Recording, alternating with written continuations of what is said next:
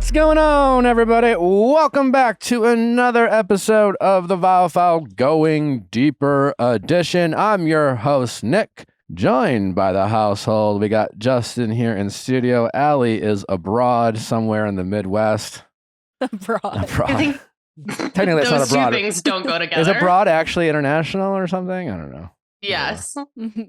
Not Idiot. in studio. And then our pop culture correspondent, my lovely fiance, the one, the only, Natalie Joy. The crowd goes crazy.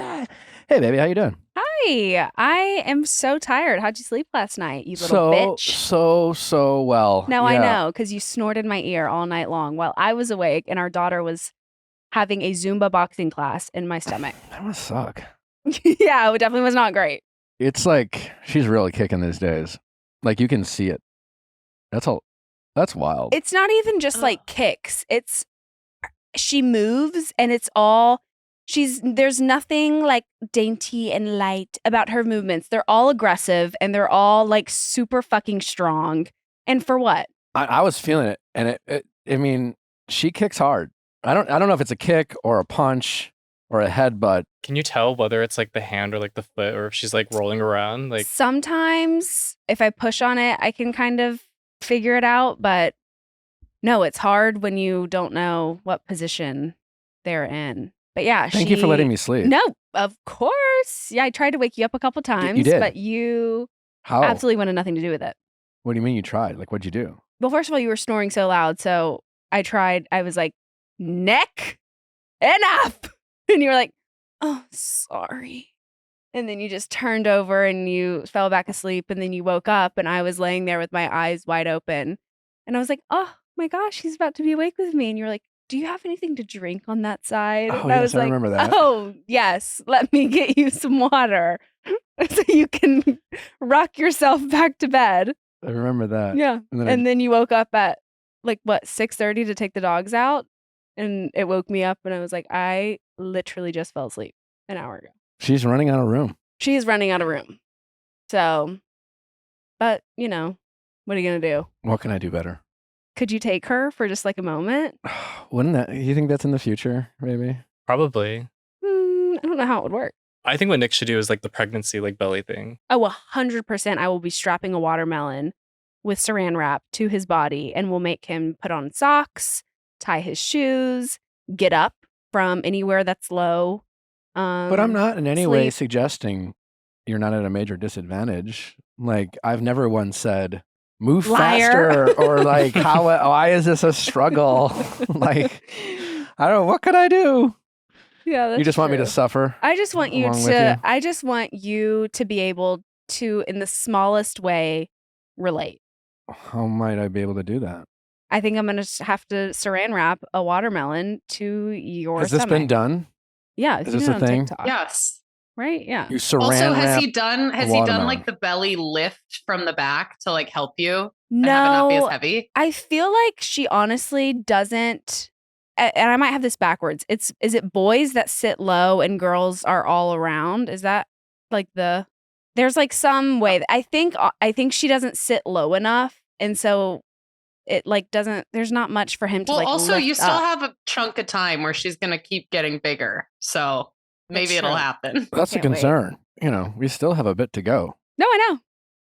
I know. And she- I am aware. She gives the impression that she's ready. Oh yeah, she definitely Because does. the belly button hasn't popped yet, right? So we still have a ways to go. No. It's like It's out.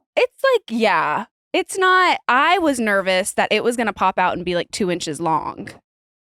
And it's not 2 inches long, thank God, because that would have been really scary. But it's like definitely more of an outie now. It's immersed. I Yeah. can see in my belly button, which I never could see before. There you go. So now I'm like, oh, there's that paperclip. Well, I'm sorry you're going through this. I really am. Thank you. We do have an amazing episode lined up for you. We have the one, the only Crystal Minkoff with us today from the Real Housewives of Beverly Hills. It was so nice. I feel like we got to know. She's so just quiet on the she's so laid back and just reserved on the show, and I feel like we really got to see a side of her that is fun. She's a classy lady. She's a classy lady. We really tried to unclass her. Jerk her chains. Sure, yeah. We tried to push and prod and pull, and I feel like we did a good job. I would agree. Yeah. But it was a great episode. I can't wait for you guys to hear it. Before we get to Crystal, congratulations, Taylor Swift, for being Time Magazine's Person of the Year. You know, I don't, how familiar are you all with Time Magazine's Person of the Year? Not familiar. Well, you know who has also received it? You. No. Well, I mean, what's fascinating about this particular article is that Person of the Year, it's like, well, I think Hitler That's who I was gonna say. was That's the only one that I Person remember. of the Year, and Donald Trump in 2016 was Person of the Year, and for some people quite love Donald Trump. Others people feel very differently about him and quite despise him. It's just a really interesting award because it's not always it's given to people like Taylor sometimes where you're kind of celebrating who she is, and at other times they're just kind of highlighting the person of the year who's like just had a big impact on the world. And I think it's more about impact, sometimes good and sometimes bad. It's just a really fascinating accomplishment just because of the spectrum of people who have won Person of the Year. Yeah. I wonder what the fascinating. photo shoot set was like when they had Hitler do the cover. I don't know if they I don't think they did it back then. I remember I can picture it. It wasn't like it was like an art piece. Because I think it was back in the day when they were like, you didn't have to have a photo of the figure, you know? It was just kind of like the idea, the concept of. But at times it's been very polarizing Yeah. people. Mhm. And Person of the Year at times didn't always come with like the most respected or the most, revered or most likable. It was just they had a big impact on the world, and that's what made them personal, and sometimes negatively.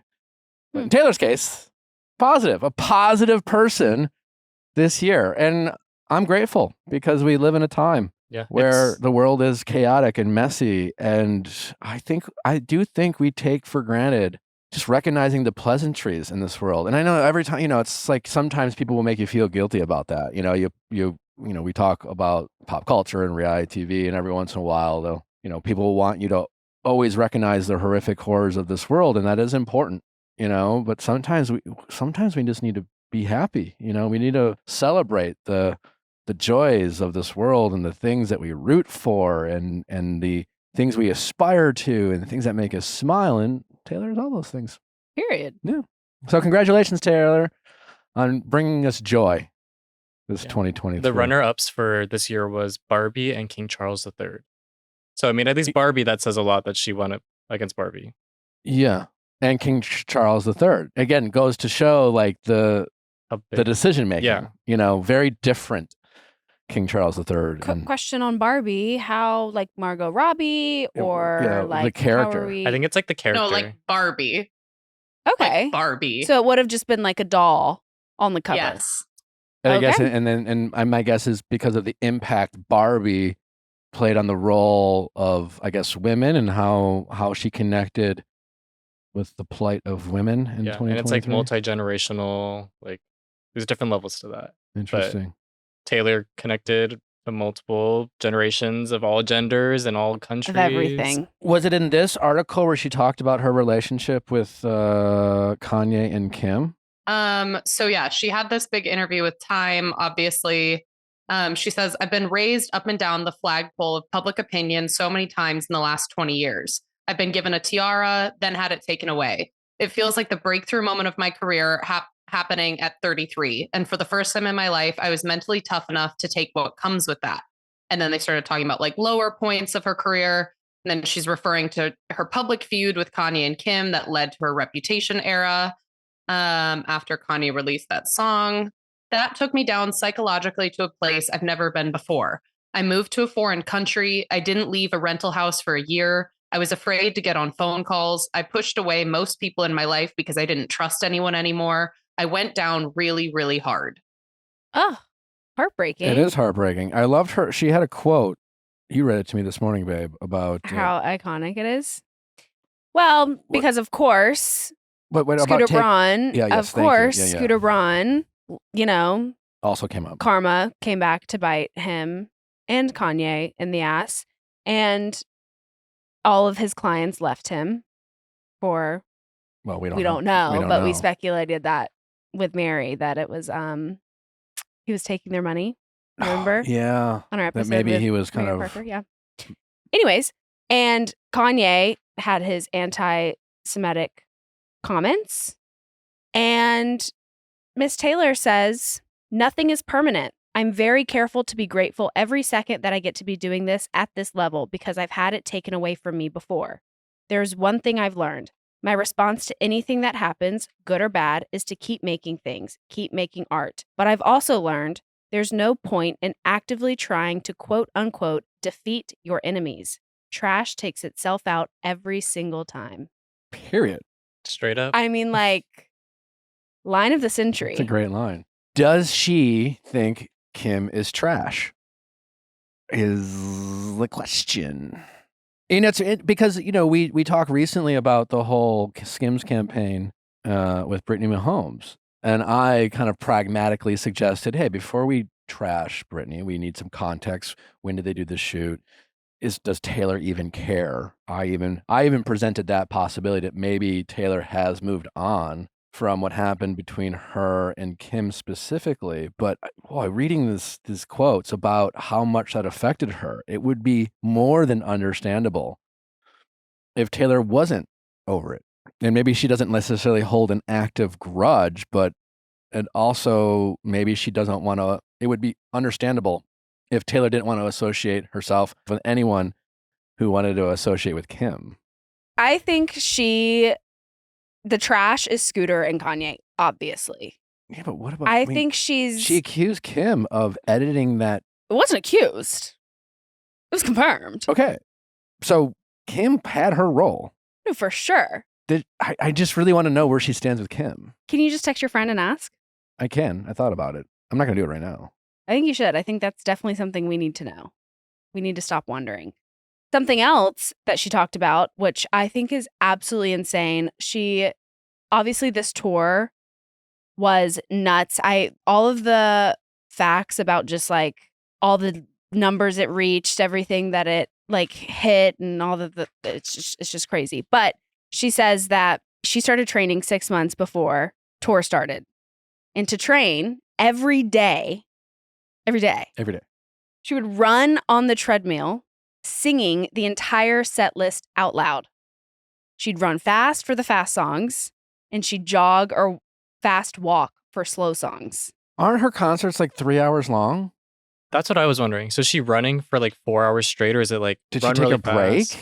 I mean, it's 40 songs. Her dad said 5 miles though, but I don't know how that like equates out to that many songs. He was like 5 miles every day. She started in January. All right, so 5 miles at 9-minute pace, let's say, which is That's still a slow. lot. That's a lot though. 5 miles? Yeah, how long would that take? 5. Okay, well, let's ask the state champion of fucking track. Speedy. 5 miles at 9-minute pace. We also don't know if she's doing 9 miles. That feels aggressive. 9 minutes. 9 minutes. Yeah, 9 To minutes run a mile? seems aggressive. It would That's take aggressive? Oh, me. you're It would take singing? me 30. No, it wouldn't. Babe. You could walk a mile in 20 minutes. The average person takes 20 minutes to walk a mile. So if you walked even just twice, you could speed walk a mile in probably 14 minutes. Okay, so that would be for her slow songs, but her fast songs, she was like sprinting, and she's got long legs. Yeah, no, I'm curious how long she was on the treadmill for. So that makes me think that it was more than 5 miles. Yeah, It has to be, yeah. I would agree. Can you also ask your friend that? The entire set list. It's insane. A credit to her dedication. Because I think about it, when she's up there, she is performing and singing. It is wild, the energy that it took. Like it takes. And the dance. I mean, she says she had 3 months of dance training. She wanted to get it in her bones. She wanted to be so over-rehearsed that she could be silly with the fans and not lose her train of thought. That's wild. That is wild. So much respect. Am I allowed to wear Skims underwear? I'll have to ask Ashley. You'll have to ask your friend. I'll have to ask Ashley. Be like, I know Taylor doesn't know me, But how would she feel if I wore Skims? Would she be offended? I mean, Brittany promoted it, and she was seen just this past Sunday lipping "I love you" to Brittany Mahomes. I don't know if it was "I love you." I think it was more like "love you, bye." Love you. But like they clearly are friends. Well, you guys went to the OBB holiday party, and they work a lot with Scooter clients. They're very close with Scooter. Well, oh my God. They we can't are. be friends with Scott anymore. Sorry, Scott. But Justin doesn't work with Scooter anymore, and a lot of ex-Scooter clients. Ex-Scooter. So it was a room full of people who hate And Scooter. Justin was there, Scooter wasn't. Mm. So I don't Absolutely. know Period. if what's going on between OBB and Scooter, but I do know I think they broke up.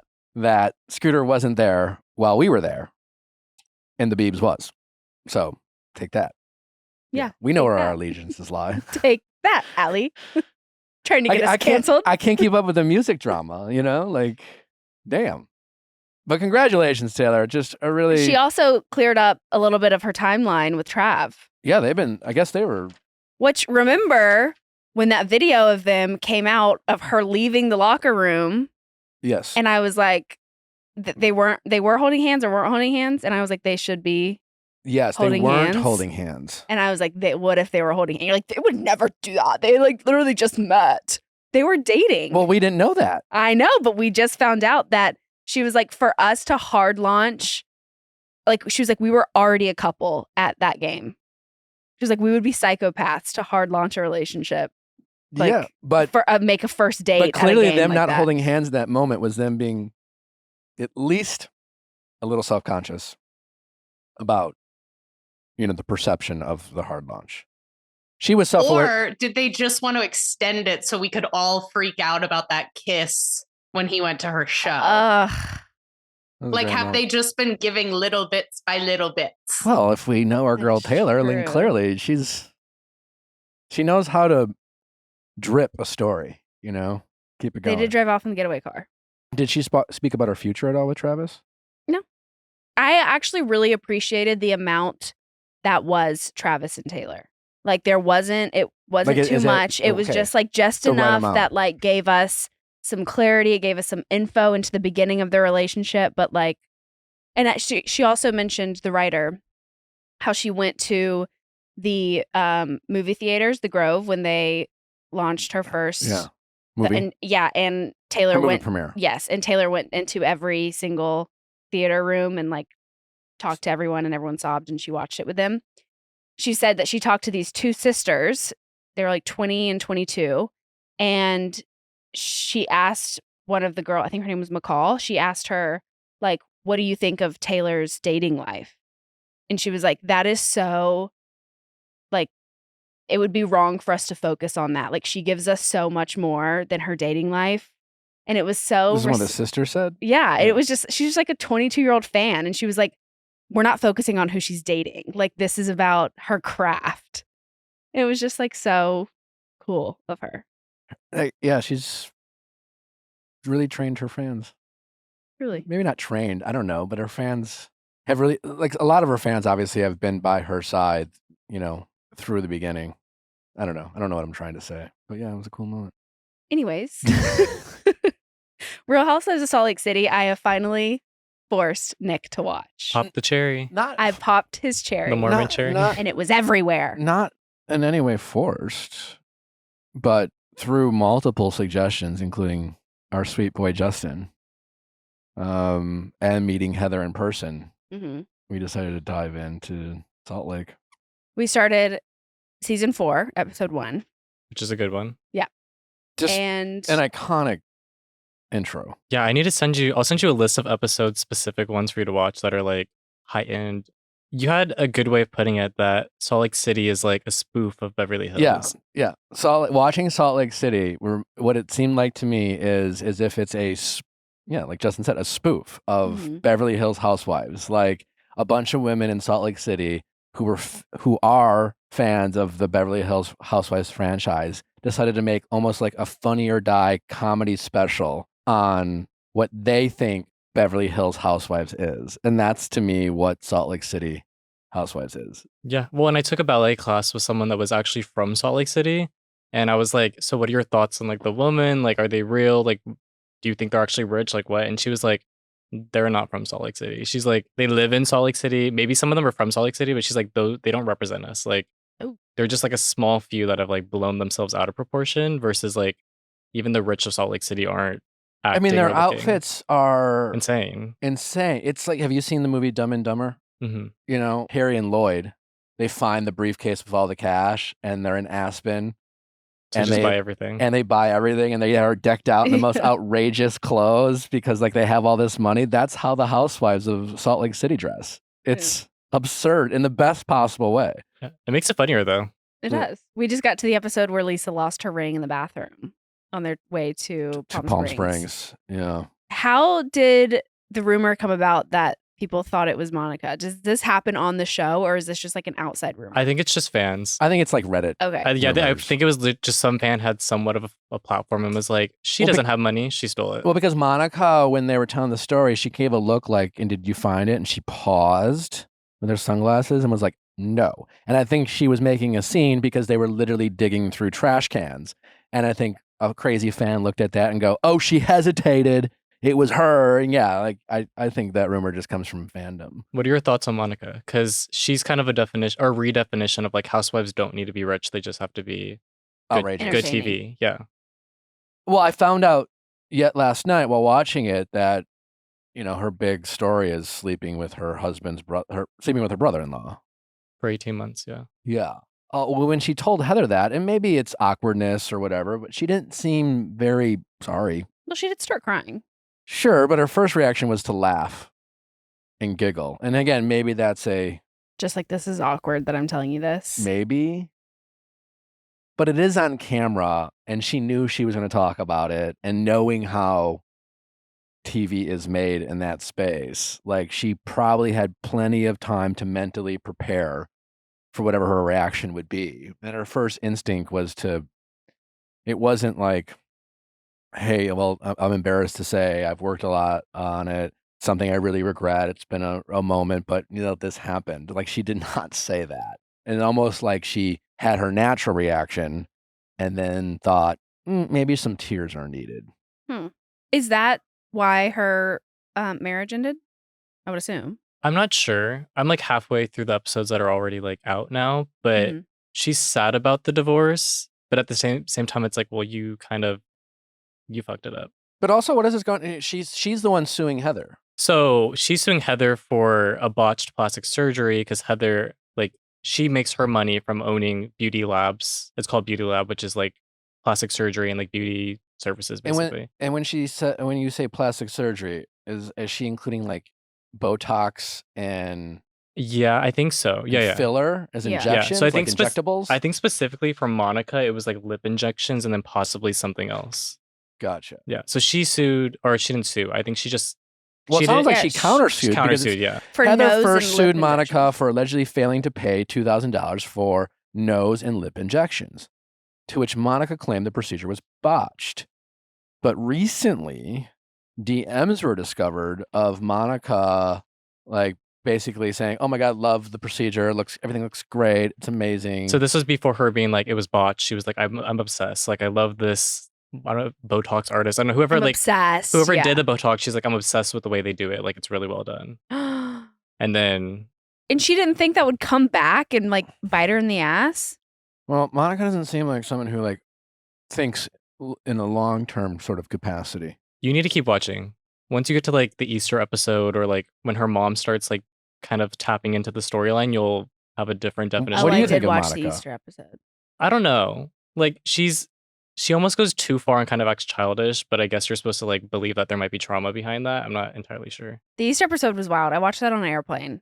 When the Where priest she like left her mom at the party. No, what was wild to me was the priest walking in like a slow motion as if he was like one of the housewives. And I was like, what is this? What is happening? He got his like foot shot. You know, they like they always What do like episode the is feet. this? It's coming up, I think. Damn. I don't know. You're I almost watched it there, on the yeah. plane. Who is your favorite? From Salt Lake City? Yeah. Lisa Barlow. Really? Just because she's rich, but she only eats fast food. She doesn't know how to Which one cook. is she? Lisa Is she the one who kind of looks like Sarah Palin? I don't know who that is. She has brown hair. No, that's Meredith, I think. Oh, I don't like You don't know. Meredith. I don't like Meredith either. Lisa She's the one that has the is- son that's going on a mission, if that rings a bell. No, that's the one I'm thinking about. She's the one who kind of looks like Yeah. that. Well, I mean, Lisa and Meredith kind of look alike. Yeah, they kind of do. That's one of the early storylines, yeah. Yeah, that's You think she looks like Sarah Palin? kind of. Not there. Not in that picture. Wait, who's Sarah Palin? I don't have Justin. time. I don't have time to get into I'm it. really bad with names. Okay, I'm sorry. Is she the one who does all the what's the film festival, Park City Yes. Film Festival parties? Yeah, but I heard that that's also possibly fake.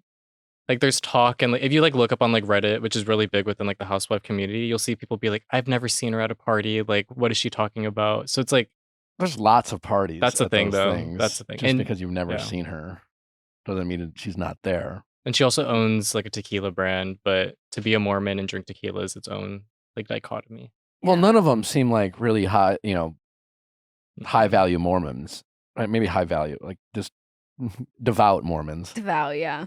Well, Whitney, she was a direct descendant of someone that was close to like the creator of the church. And she got exiled because she cheated or she broke up a family by sleeping with her boss, who's now her husband. The one with the bad veneers. Her husband has really bad Oh, yeah, veneers. her Oh, husband. that guy. His teeth are so scary. They're just like Also, we don't look like that, do we? They're all Because there's a bit of an age difference between her and her hubby. No. Justin's like, Here's my answer. "Well, let me think on it. Does my job depend on my answer? Also, she has a surprising amount of tattoos. She has a full like side body tattoo. Yeah. Yeah. Okay, Batty. Fatty. Yeah. Sorry. Anyways, I'm really enjoying Salt Lake City. Are you liking it better than Beverly Hills? Well, it's just so chaotic, Salt Lake City. And it's silly and it's funny. And you constantly wonder, are they in on the joke or are they the joke?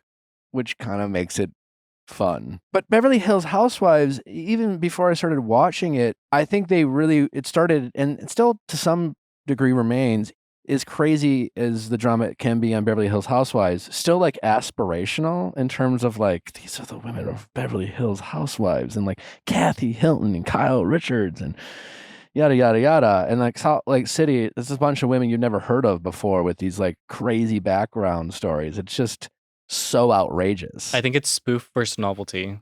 Salt Lake City's the spoof. Yeah. Beverly Hills is the novelty. Yeah. So yeah, I think they both serve its purpose, Mhm. you know? Have you started watching Miami yet?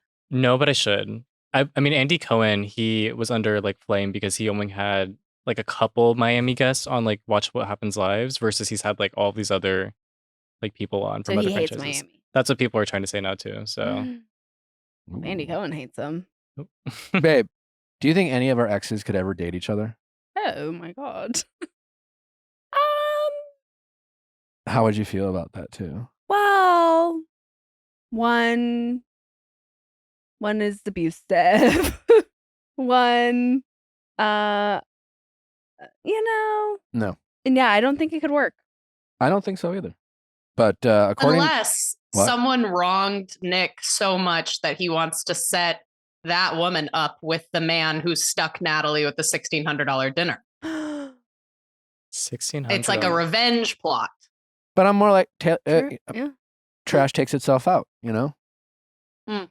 According to our queen. Indeed. But Amy Robach and TJ Holmes, they're, who famously or infamously, depending how you look at it, were fired from Good Morning America for their relationship. And they have finally come out and spoken about their relationship. They first now deny any cheating allegations, that this relationship started after divorce proceedings happened. And even though publicly, which is a very believable story, according to, the morning show. That's how Jennifer Aniston's character was in the beginning, like married, but no one, it was basically separated and divorced, but no one knew about it. It was, being in that space, stability and being in a loving relationship is good for the brand, so to speak. So it almost seemed like that backfired and they got fired for it. But now they're Together, and now their exes husband. are like, their exes, her ex-husband and his ex-wife are like dating. Which I feel like that makes more sense than like a random your ex and a random my ex. Because they have Because kids. they both like went through the same thing. So yeah, do you think how do you think it started? Like one of them reached out to the other, being For like, "Hey, sure. how And being are you like, doing It's with got to this?" be some sort of like DM. It's like the enemy of my enemy is my friend. My ex-lover's lover is my lover.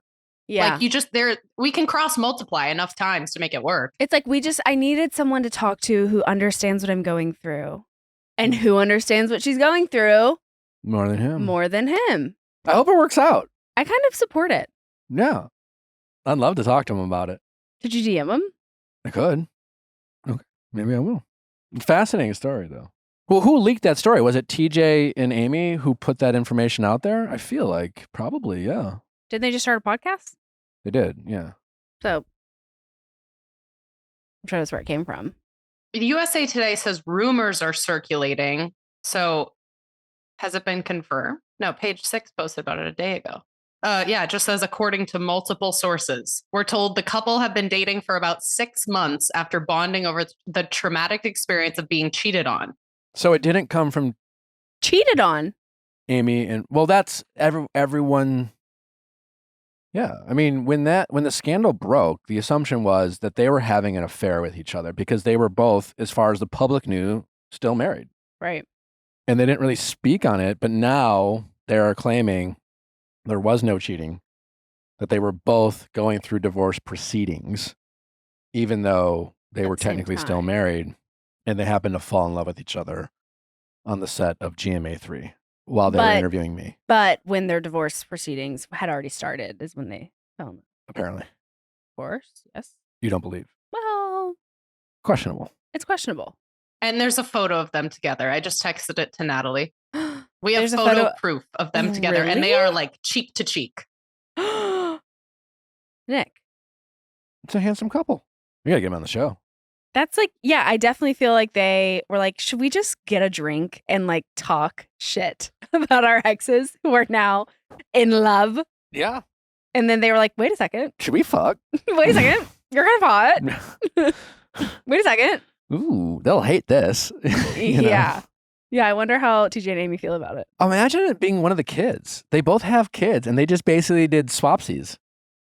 Yeah. So it's like they. Like it's like same but different. Same but different. You know? Is it love or is it trauma? You know what I mean? Right. Do you think that the kids had already met the other? You know what I mean? Like maybe it's just like, oh, Great our question. family friend Sure. Jessica is now sleeping in dad's room. Yeah, because they were like co-workers and there's probably like, you know, Christmas Events. parties and events. Yeah. And like, it's like, we're brothers and sisters too. 2 times over. We're double brothers. We're double and step. sisters. We're double stepsisters. This is And like brothers. the start of a Disney or ABC movie. Right? No, truly. It's an all-American love story. All American. Wow. It really, for the exes, not TJ and Amy. Well, maybe there wasn't cheating. And maybe this really is true love for both couples. And they really just had to go through a whole other marriage and creating people to Have either of Find the love. exes talked about, we're all on the same page that the divorce proceedings had happened for a long time. Like the exes are also saying that as well. I don't know. But I mean, Amy and TJ are nothing if not professionals who know how journalism works. And I would think that either A, they got their story straight, or B, they're telling the truth. Because if the people who are now a united front and talking feel like that's not accurate and true, don't you think they would have something to say about it? Even if it's through sources?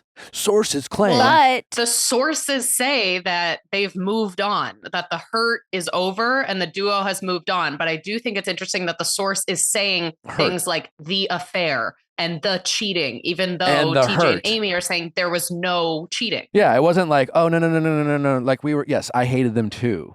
Like we were going through a divorce. Right. You know, it seems like they both asked for a divorce with their respective partners. correct. Hmm. Once they were already in love with each other. We need to get the other side. Yeah. DM them. No, We need truly. answers. We need I told answers. our bookers to reach out to them. We I truly haven't need heard answers. anything. Time to take it into our own hands. that Okay, would well. be a hell of an interview. Yeah. Allie, What if we imagine just sizzle. secretly book them with their original spouse We switch them. What do you mean? So they show up with like the ex. We pretend that they're coming in with their new partners, but we actually have them sit down on the couch with their ex. Oh. Well, we'd have to get TJ and Amy here. Yeah, we get them all in the same room. I don't think we have enough chairs for that. Yeah, let's. I don't even know if we're gonna get the. What are their names? Marilee and Andrew. Okay. Marilee and Andrew. I'm rooting for you, Marilee and Andrew. As am I. Yeah. TJ and Amy, I don't know. Yeah, I'll sure. circle If you back. work out, I don't really care. I mean, I wish everyone happiness, but I'm not invested in TJ and Amy as much as I am. What are their names again? Marilee and Andrew. Marilee and Andrew. Do you think she calls him Andy I don't know. or Drew? What do you think? What do you think he calls her? Is it Mary or Marilee? Marilee for sure. What if I called you Nicholas? Mm, Kind of hate that. yeah. Okay. All right. Well, I think it's time to get to Crystal. Don't forget to send in those questions at AskNick@theviallfiles.com for all things texting office hours, mediation. You know the drill. Ask Nick. All those fun calls. I think it's time to get to Crystal. Enjoy. It's a great episode. Bye. Ho, ho, ho, gentlemen. Get ready to jingle and deck your balls this holiday with the help from our friends over at Manscaped. What a sentence. You have the biggest smile on your face. It's always fun to do a Manscaped ad when they get to talk about balls. But the truth is, Manscaped is doing amazing things when it comes to helping the men in your lives take care of their, under areas, the not so public areas of your man's body. The Performance Package 5.0 Ultra is the one-stop shopping for holiday gifting perfection. Included is a trimmer as precise as Santa coming down the chimney. Basically, they trim your balls, guys. We love the holiday metaphors. But whether it's the Weed Whacker 2.0, great for your ears, the Lawnmower 5.0, it's real safe. Wow. Yeah, it's a real safety measure. So, as I always say, when it comes to Manscaped, if your man doesn't have a Manscaped trimmer and he doesn't have a designated tool for that area, he is using your stuff. He might be lying to you about it. He's not going to tell you the truth. Maybe he will. But it's either his stuff or your stuff. Either way, that stuff should be specific for that area. Like, don't be gross. Get your man all of the great Manscaped products, including their deodorant, which Amanda's obsessed with. Their I'm underwear obsessed. is I ordered fantastic. more the other day. I love it. It is truly the best deodorant in the game. It's streak free. It smells so nice. I'm trying to get other people in my life converted to it because I just like the way it smells. It's truly amazing. It really is a great gift. It's a perfect stocking stuffer for the men in your lives. You got to get them Manscaped if they don't have it yet. Truly. They will love it. Get 20% off and free shipping with code VIALL at manscaped.com. That's 20% off with free shipping at manscaped.com. Use code VIALL. Give the gift of Manscaped this holiday season. Again, that's manscaped.com, code VIALL. Vessi, if you want to be the cool gift giver this holiday season, you got to give your loved ones some Vessi, because what a cool gift to be able to give someone who's maybe a sneakerhead or just wants to be comfortable walking around their respective cities while keeping their feet dry and cozy. Vessi is doing great things in the waterproof sneaker department. I mean, you never would have thought you'd hear those two words combined, but Vessi, truly incredible. It's awesome.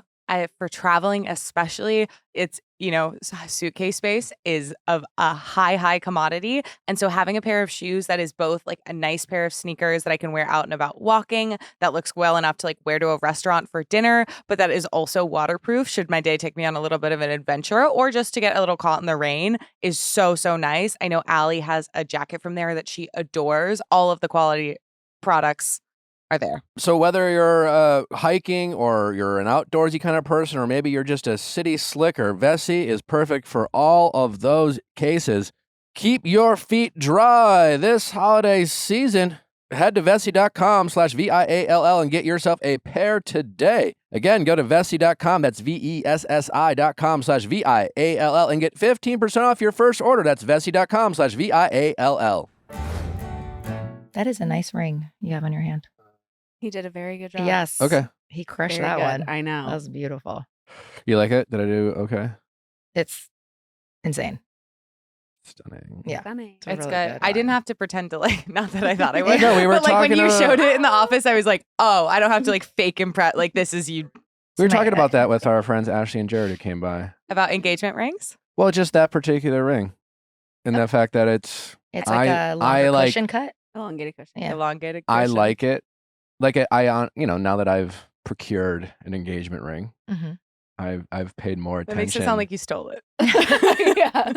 Well, I started with a I'm sorry, cushion. I'm just using big Did you? words. And then when I upgraded, I went round.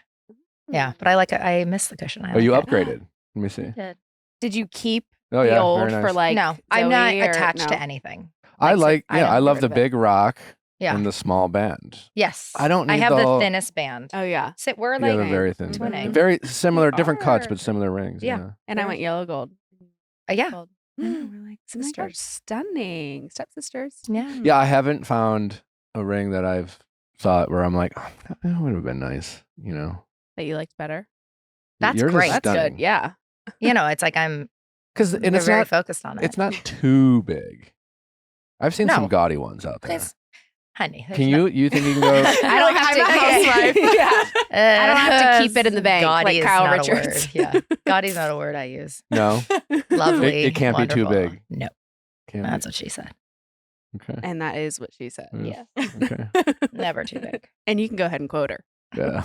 I'm getting texts from Heather Dubrow, which is like apropos because that woman has a very. What does Heather have to say? She She was on the has show not sat too in that long ago. very spot with you. Tell her I we said know. hi. Well, we had dinner last night, Oh, and cute. it's a picture of me, her, and Christine Chu, Oh. and Christine is commenting on her abs.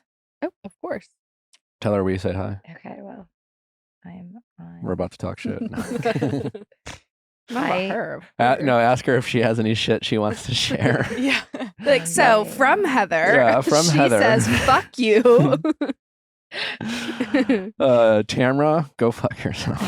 Yeah. I'm so glad I don't watch any. Are we on? Yeah. We are Oh, recording. okay, Yeah. Don't worry. No, I'm glad I don't watch any of those shows because I feel like then I couldn't like be like knowing how toxic it is and like I would judge people all the time, which I already do a lot. I would struggle like knowing these people because then I would, not like them, most of them. So I don't watch any of it. So if they're nice, they're nice. You And, don't like, think if you watched other housewives, you would be able to respect no, them, Craft. none. their craft? Not one. No, I'm sure I would connect with more, but that's like Heather and I connected at BravoCon. And of course, I've always known who she was. And, but, and she's obviously a very elegant kind of person. But we really connected to where now the four of us had dinner last Yeah. night. And, but it's nice because I don't really know what's going on in her show. So I can just really enjoy her as a person. Who was in the four isolation. again? It was with our husbands. Oh, okay. Yeah. A little double date. It was double. It was a 4-hour dinner Oh, Wow. my after gosh. Kathy's house. Okay. Yeah. Well, welcome, Crystal. Thank you. I'm just going right in. No, we love a cold open. Yeah, we love a little like slip right into the episode. We're so happy to have you. Thank you. Excited. I'm new into Beverly Hills. Everyone knows it's been fun. How new? Just curious of Like in where you terms of started. like watching it and following it. Like this is my first season. Okay. I'm very familiar with the franchise. I'm very familiar with previous characters and all the talent, and it's the OG kind of iconic show, you Okay. know. But this This is is your first season watching. like watching every episode, Okay. paying attention, being involved, having opinions. Okay, cool. You know, It's a much lighter season, no? I mean, comparatively, Yes. you would. What- know, from what probably. I've heard, Yeah. yeah. Yeah. But we're excited to have you on. I feel like, it's like, well, you're more of the quiet housewife on Beverly Hills. That I am, and I wear that as a badge of honor. I don't find that offensive at all. But we're here to unpack Yeah. what is behind that brain of yours, of which you have a lot of talents, a lot of skills, Thank a you. lot of opinions, and we just want to get it all out here. On the Viall On the Viall Files. Files. But yeah, we met in person at Kathy Hilton's Christmas party. Yes. It was lovely. Yes.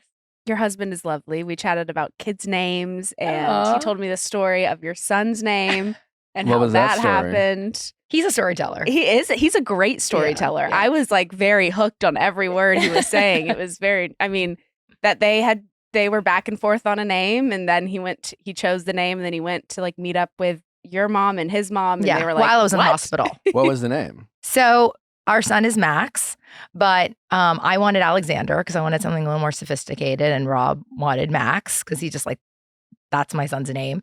So I was like, let's do Alexander Maxwell Minkoff. And he's like, let's do Maxwell Alexander Minkoff. And we went back and forth to where we kept going back to the person at the hospital, taking back the paper. It was like very stressful.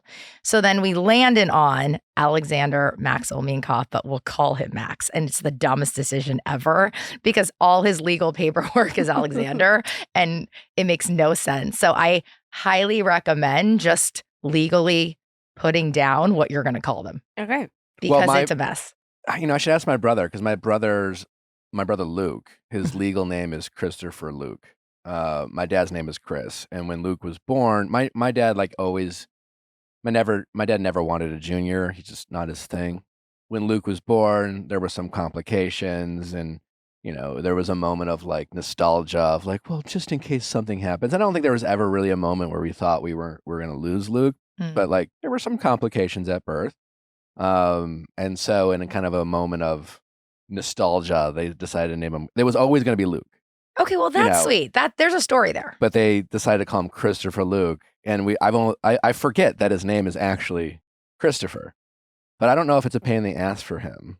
And then for like 4 or 5 years, we kept going back and forth of like, should we change his name legally? Yeah. Like, forget it. It's like every time you go to the doctor or something, they're like, Alexander. Yes. And he's like, who? Correct. And so Does when he we forget sometimes? So we're at TSA, there I was like, what's your name? Like check. And he's like, Alexander. And he's like, what the hell, Mom? I'm like, sorry. We're dumb. Sorry. Your parents suck. We did run into a young man whose parents gave him the 2 last names, the hyphenated last name, like the Rodham Clinton kind of thing. And he's mad. So mad. I'm not surprised. If it comes up, if he meets parents who are debating whether to have their kid have like a hyphenated last name, he will interrupt them and don't ruin your kid's life is basically what he has to say about that. It shows you could have a whole podcast of just talking about kids' names. Truly. It's really an intense situation because it's true. It's forever. Well, like it's a stamp. You want to hear our kid's name? We'll say it on this podcast. We'll bleep it out for sure. For sure. Yes. It'll be one long bleep. But do you want to hear it? Yes. You can give us your honest opinion. I will. You want to say it? Go ahead. I love that. That's a great name. We like it. Love it. Yeah. Mm-hmm. I know actually are all very cool. Really? Yes. This is a long bleep. No, we'll bleep it multiple times. It'll be really annoying for To our our audience. editor, we love you. We appreciate the work you do. Christine and Heather. Heather's. Is this a Heather text from said, Heather? I hated that podcast. Fuck those people. What did she say? No, it's Christine. It's with Christine and Heather. And Christine's like, Heather needs to be on Beverly Hills. And It's it's true. this We whole thing. asked Heather about her being on Beverly Start Hills. the rumor. Yeah. And Heather didn't kill that rumor. No. Is there a certain, and I apologize for, is there always the same number of housewives on every housewife No. show? No. There's different numbers. And it changes every year. Changed how many, we have you, we have, So we have 7 this year. okay, we have 7. Yeah. Okay. And like last year we had 8 plus 2 friends. So it's not like if you recruit one, someone's going to be like, who gets axed? It's not like, it's not like something like that. No, Okay. because I remember last year it was like they were adding so many people and then there was a sense of like who's getting axed, but then they just kept everybody. Right. And I actually think my theory about that is because it was during COVID. So you couldn't have anyone else film. So they wanted to like fill like more people. So it was like the biggest cast I think any housewives had. So I think that was sort of why. That's I don't know. I'm always trying to theorize things. I really feel like casting Heather on Beverly Hills would trigger a lot of insecurities with some of the cast. On Beverly Hills? Yeah. Oh, you do? You don't think so? No. No, it wouldn't ruffle any feathers. No, I think it ruffles feathers with like maybe other I think I don't not know. you. I Oh, feel like interesting. But you don't. I'm so not like competitive with my cat in that way, in like financial or whatever. I don't know these women like you know these women. I Yeah. only know from the little bit I followed and watched. And you have certain like Kyle. Like Kyle wouldn't be threatened by like because Heather's a star. She's got some She's a name star. recognition. She's been around the block, and I'm so I naive. think Heather would demand a certain level of attention Sure. that Yeah. might take away from like maybe Sutton. Interesting. See, I think, because I'm naive, is that at the end of the day, we all want a great, successful show. Right. And with that are strong, successful stars. And Heather's a star. Mhm. So She like is, for yeah. me, it doesn't take away from me. Like I'm so low key. So it's like I'm not that kind of like limelight kind of character, and I never will be. But like I would love to have another person like that on Are the you show. afraid to say that publicly? Like, what if a Bravo producer was like listening and you're like, Oh, I'll no. never be that person? I'm just not like and feel I'm like very they know honest that. about who I am. Like there's some people who are just much more like front and center personality wise, and I think every cast needs a balance. If you just have those like 8 people like that, it's like chaos. If you have 8 of me, it's like not chaos. But you need a balance, and I think there's a place for everybody. That's my theory. I feel like Heather and all her philanthropic endeavors, I think like Sutton and her being on the chair of the ballet, it might trump that. But by the way, that's great. No, I know. Housewives conflict, I think because it'd it's like be doesn't great. hurt anyone. It's Yeah. funny. It's like I think that'd be awesome. Heather, she just bought another multi-million-dollar like second home or Yeah. whatever, or sold. I don't know. I can't. She bought keep my up with friend's all- house. I can't keep up with all her money. Yeah. Very But nice. that might rub Erica. Her hanging on to those Maybe. earrings and Look at you. You're like producing. Like this is what you Truly. want. You're like yes, fuck yeah, I want this. It will be so messy. There's a lot of potential Yes, storylines. I would love her to in be on. conflict. But I don't think that Orange County's not letting her go. That's the thing. How does that all work too? Because are different shows at different production companies. Orange County, Beverly Hills, and I think Vanderpump we're all one company. Oh, okay. Yeah, and then like other cities have like Their group. own, Yeah. Well, maybe OC doesn't want to let her go, but like, is there one show that do you feel like gets more attention than others? On Bravo? Yeah.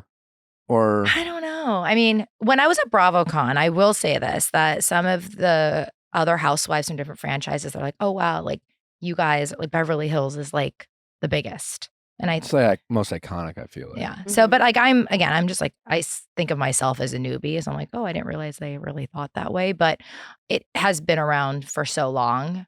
I think, it's good ratings. So that's good. Do you feel like, was it Garcelle? Garcelle who low-key suggested that Dorit staged Yeah. the Look, I burglary? That love seemed honesty wild. and shade and all that. Like, I think like some of the girls are obviously much better than me at it, but that was a lot. And Garcelle and Sutton are like my close friends, but that was a lot. Like I that's not. You thought that something I was would say. unfair to suggest. I mean, look, if that's how she feels, that's the show, right? And that's the part that on the flip side that I appreciate when you are really honest in a way that could be like tough to hear. Like that's also why she's a successful housewife, right? But Do you feel like Garcelle truly actually feels that? yes, Or is it she wouldn't? She She wouldn't say that. No, why would you put yourself out there like that to make no, I think that's why she actually believes It could have just been like a snarky throwaway thing that you knew would get attention. But she actually thinks there's snarky throwaway comments that doesn't feel like one to me personally. Like that's a pretty outrageous claim. That's what I mean. So I think that's how she feels. Based on what? Oh God, why did I choose to do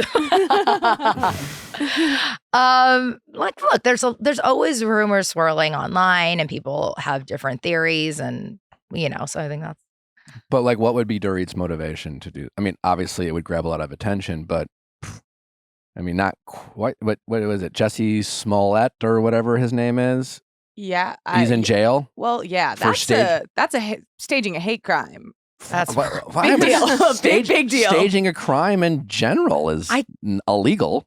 I mean, yeah, there are maybe various degrees, but the fact that you're staging something that you're now in actuality doing, which is the crime, is like so crazy. Yeah, Really. but that's what I'm saying. Like that's not like saying, I don't know. Your bag is fake. Yeah, like yeah. Your think purse. that's also a crime. That's a ripoff. Yeah, Counterfeit. depending on who That you is a ask, crime. one might be more serious than the other. But like, yeah, it's not quite the same from a justice system standpoint of being like, is that a real like Chanel, versus like. But for some people, it's about. Do That's much about- do Garcelle and Dorit are they more coworkers or friends? I would say coworkers. Yeah, they're not like hanging out off camera. And who are? And by the way, you're not going to be friends with everyone. Like that's No, just yeah. the nature. It's like your job too. Like you either connect with some people or don't. Who are your coworkers and who are your friends on your cast? Well, she said Sutton and Garcelle, who's she closest with. Yeah, like we just had dinner the other night, and I text with them a lot. I actually text with Kyle a lot recently.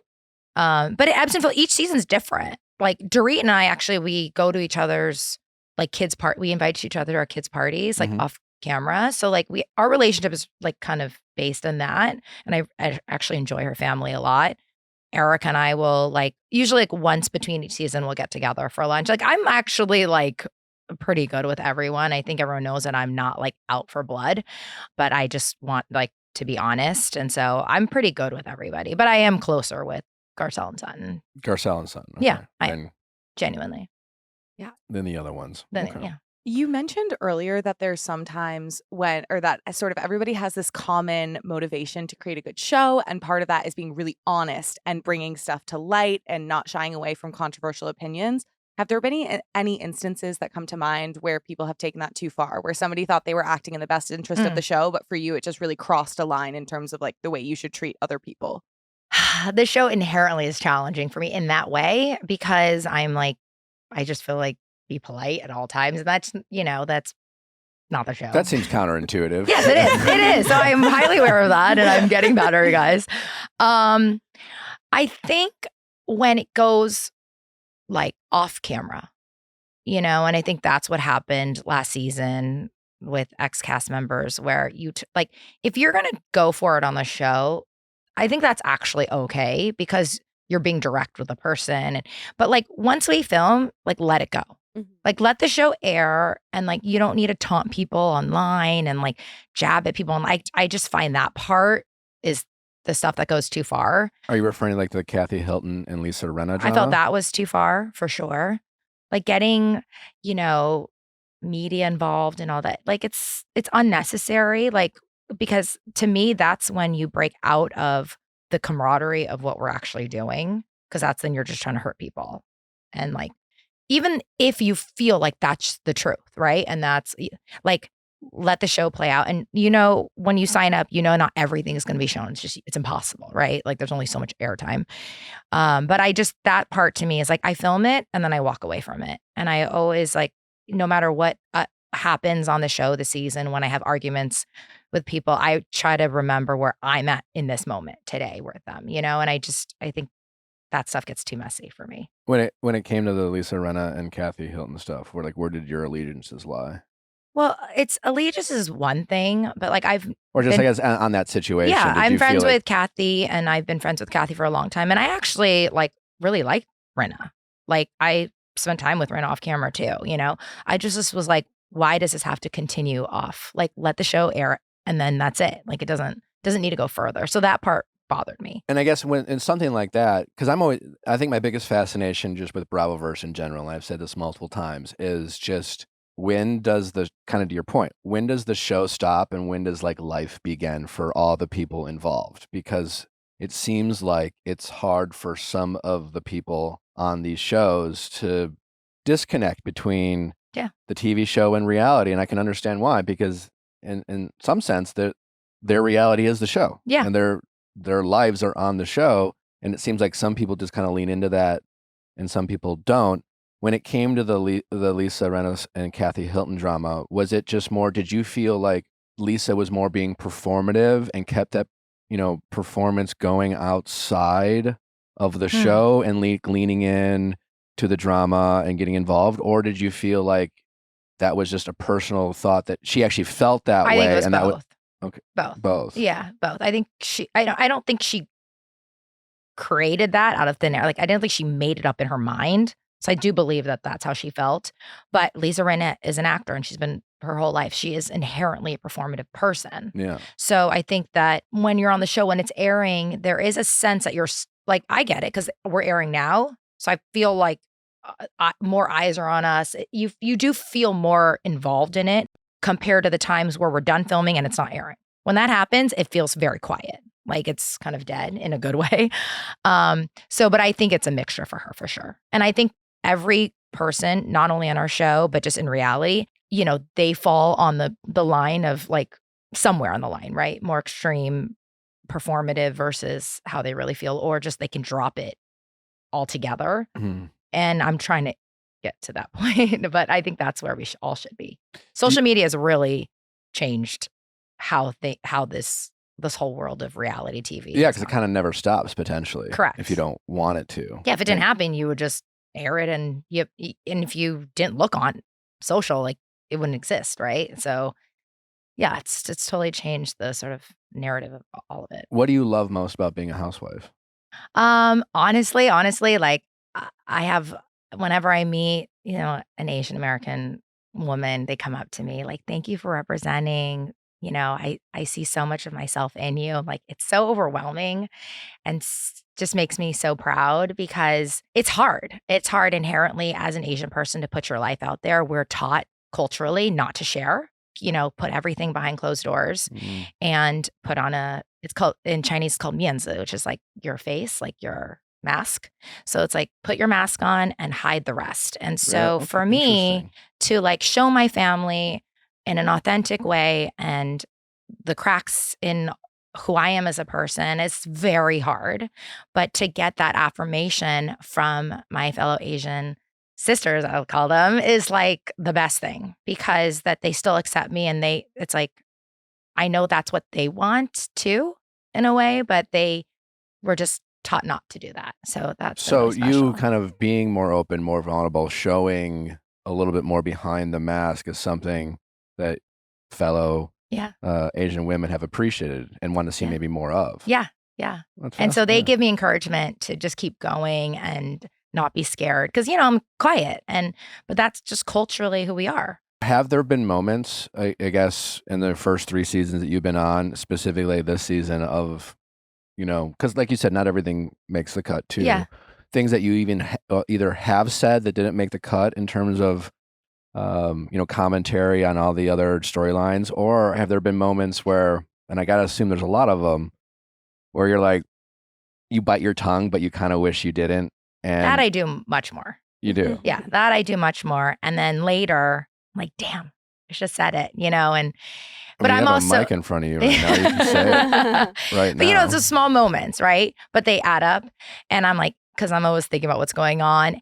It's not that I don't want to say it, is that because there's so much chatter and like the majority of the women on the show are very good at like being loud and, it's hard for me to sometimes find a moment to insert myself without feeling like performative because I'm not. So I'm like, oh, that's not the right time, So those are the moments where I'm like, oh, who cares? I should have said it. It doesn't really matter because everyone else is doing it. And like, that's just how it works. But yeah, there have definitely been moments, like I actually mentioned it before once, but when we were in Vegas and Garcelle was sharing about her son, about not wanting to, she felt uncomfortable about the girls talking about her kids. Like I actually defended her and I said, like, if you guys had done that to my children, like it'd be game over for me. Like that's a line that family is of a line that you don't cross with me. Like ever. So I said, I don't think I would trust anyone after that. I would be very weary. And so they like didn't air that. And it was not, but it's okay. Like, Garcelle can defend herself and speak up for herself. But it was just one of those things where it's like, how come no one helped her out? I was like, well, I did. And actually Sutton did too. That those moments just don't happen. And that's okay too. You sure found your moment at the dinner. I was like, okay, I got it. Yeah, I got it. Are we getting into the dinner party? Well, I'm just saying, like that is definitely what started the uproar. Was her quiet little like, Hi, guys. Well, I did walk in and there was some yelling. I'm just going to say. Well, in those moments, it's like either someone's going to bring it up because there was so much tension and we just couldn't sit down and like ignore that they were gone. They were gone for like 30 minutes. Oh, wow. It was like 9 o'clock by that time. It was Are we talking about late. Kyle and Sutton. Sutton, yeah. Like when we were sitting, it was kind of getting annoying because I'm like, I want to get down with this dinner. And oh wait, you guys were all sitting down there and they were having a little chat. And like- the host, the literal host of the dinner is not there for 30 minutes. it was 30 minutes. It was a long time. So it was, and people were starting to get antsy and there's only so much you can like, and I felt bad. The chef, you could tell he kept popping his head out like, are you guys having dinner? I'm like, I don't know. So then I was like, let me go check. And I did not know they were in a heated conversation. Because here's the thing, like you also are not privy to other conversations happening unless you're in it. So like I didn't know where people were at the time. So I was like, oh wow, like they're really going hard at each other. So then I thought it would be everyone should have an opinion about it. Hell yeah. Let's share our feelings right now. What was your opinion? I was very team Kyle on that. Okay. Very little interaction. It seemed like Sutton was doing her job as a housewife to elicit conflict, but I didn't really understand her point of view. I also find that Sutton never thinks she's wrong. Have you ever experienced a time where Sutton apologizes? My first 2 seasons was me versus Sutton. I was gonna say, yeah. Yeah, like You and Sutton carried the show season 11. Truly. And when you're talking about like silencing and like Asian representation, that was like the storyline. It was a tough go for my first season. How did you guys resolve that? Honestly, it took time off camera because, the show is not designed to encourage resolution. So that's why it took actually 2 years for us to get there in a way that is actually, that's why we're real friends now, because that conflict was so real. So when you have to get to the other side of it, it's done in an authentic and meaningful way. And for the people who don't know, can you just shed some light on that conflict? Like you? Like yeah. And other people who didn't watch season 11 yet. We just had a lot of conflict in terms of race conversations, and it bled into all these other things about, she came into my room one night, and that was tough because I was done for the night. It was my 4th day of shooting ever, and I took off my mic, and I happened to be getting out of the shower and there was camera crew, and it was really tough for me because I remember feeling like, oh, is this what it is? Like they want to just make fun of me and expose me. I'm like, that's what I signed up for, and I wanted to leave the show at that day. It was thought you were being mocked. Yeah, it was really tough because I have like body stuff and like it was just a terrible situation. And so after that moment, I just really felt like she's out to get me. Like in a way that felt very uncomfortable and like I didn't know how to get out of it. And interesting, Kyle supported her through that whole thing and was like, you're not reading her right. She said that to you. Oh yeah. Kyle was very like defensive of Sutton, of like, because I was saying, you're being awful, you're being crazy, you're being manic. And then Kyle went after me about it. So I find it very ironic that now Kyle is like, what you saw. Yeah. And the other part that's ironic is now I like am defensive of Sutton about it, in that, okay, Sutton was going through other things in which she then explained when she was coming after me that first season. And I said this to her recently, literally in the last 2 weeks. I said, look, watching it back, you obviously have stuff going on. Sutton. And you take it out because you don't express it, it comes out sideways with you. I said, in the future, if something's going on in your private life, I need you to tell me so I can be aware. And she's like, I couldn't tell you guys what was going on because it was like a private matter with her family. I said, okay, then understand that how you approach things is going to be very challenging for people. Where I could never have that conversation 2 years ago with her. Like we were just not there. Mm-hmm. But I was like, when you act like this, like I don't know why.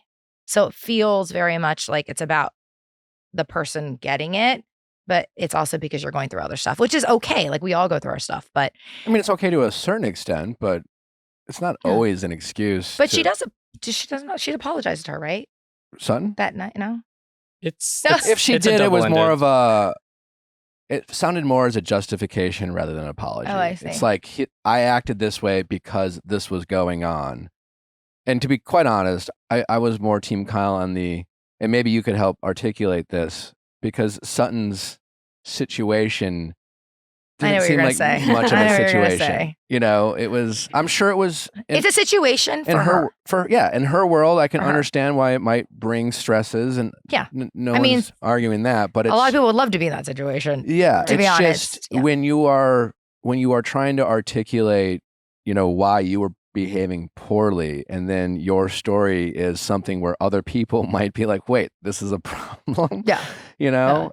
I think that's what makes the show so fascinating when you bring people on. Like, everyone has their levels of like reason, right? And what's reasonable. And I always say, like, just because someone, like, if there's some type of conflict, just because someone's like pain is deeper doesn't mean other people in the conflict can't experience pain, right? People just Sure. want to like focus on one and everyone else's doesn't matter. I don't believe that. I'm like, everyone is, and everyone comes from a different place. Like, that was Sutton's, you know, and maybe I'm just being an apologist for my friend here.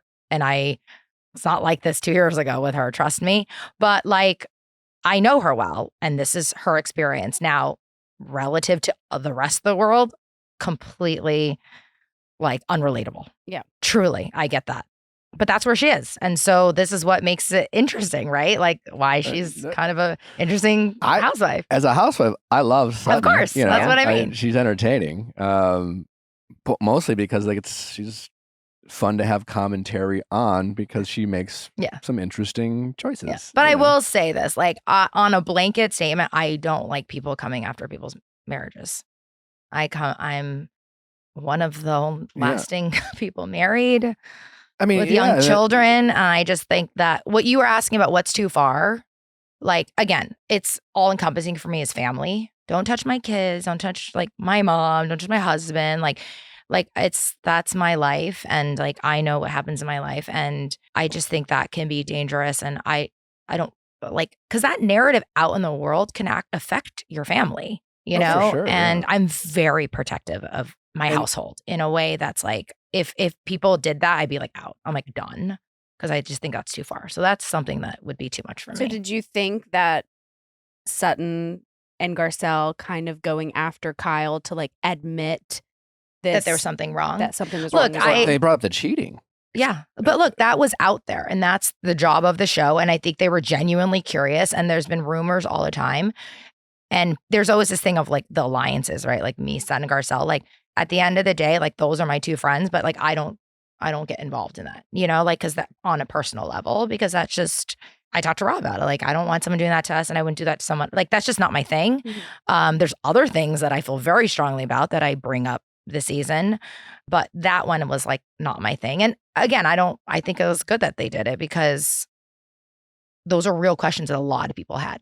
They were speaking, I think, for a majority of the audience, wondering. And if you just ignore it like it doesn't exist, that's also weird on the show. Like, it just doesn't go away. Right. And how do you like draw the line between, because like watching it, I can't, you know, Kyle being like the OG housewife, she's been on it since the inception of the show. She's a pro. Yeah, she is. And to that end, it's like she knows what works and what doesn't work. And do you feel like, well, you know, you have your boundaries when it comes to family, kids. Do you feel like other housewives have different boundaries? Yeah. So even though like you wouldn't want to talk about it, wouldn't want to be talked about, it almost seems like Kyle is more open to bringing that storyline into the show. Would you say that's accurate? Yes, I do. And I think Kyle's an incredible housewife. I mean, I'm always like, no matter what conflict I have with her, I'm like very like impressed to put your life out there for 13 years with the conflict she's had with her family, now her her internal family. Like, that is like a lot to do. And I think she knows that this is part of the game, and like, no matter how uncomfortable it is, that she has to be asked these questions. I think she knows that that's, you know, I mean, she certainly, I think I wasn't there with the whole Denise Richards stuff. Like, you know, she asked those questions. So I think she understands this is all fair game.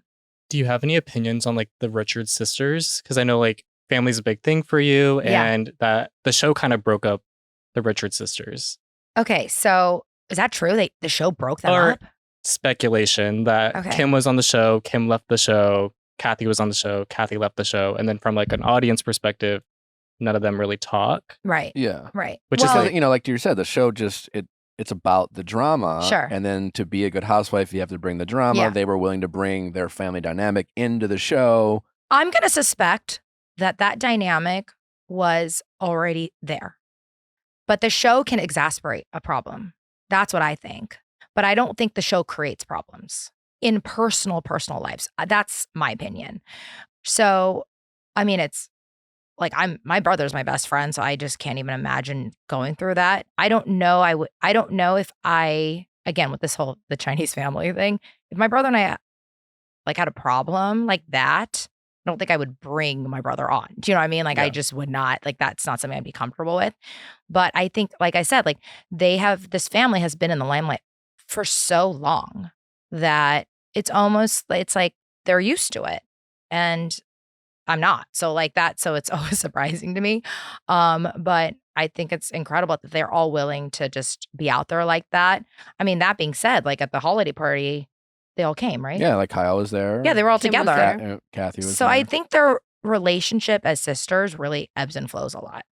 But it's unlike the majority of the world, it's out in public. So we all see when they're fighting, but all families fight, right? All families, like I don't talk to my brother for a couple weeks because I'm pissed. But you Yeah. don't like, I mean, maybe now people might see that, but like before you don't see that. And that's like actually normal. But I think in their world, it feels like, oh God, they're not talking together. That's a really good point. Yeah. that is Yeah, true. Like- a lot of families, it's not a big deal to be so Like, piss- annoyed at your sibling or even sometimes parents where you're like, you just don't talk for a couple months. Yeah, but know? for them, it's just they're under a microscope all the time. Yeah. So then it feels like bigger Like, than I think. yeah, like it's like, but I oh, actually they think hate it's each normal. other, but like maybe they're just Yeah. having a sister. But I hate my spat. brother all the time. He hates me. Like, Yeah. but like we come back and we're gonna go to a holiday party together. Like it's so I actually just don't think it's that abnormal. I just think what's abnormal about that family, abnormal meaning like, is that they're all so like famous. The spotlight. Yeah. and That's and unusual. willing to Yeah, put themselves out constantly there. put themselves out there Yeah. and share the drama for us.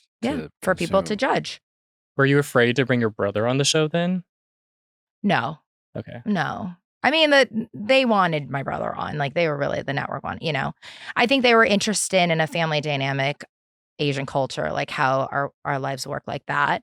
But no, my brother and I are like so good. And we can be vulnerable together on camera, which is people always say like, oh my God, Crystal looks so much better when she's with her family because I feel so comfortable with my family.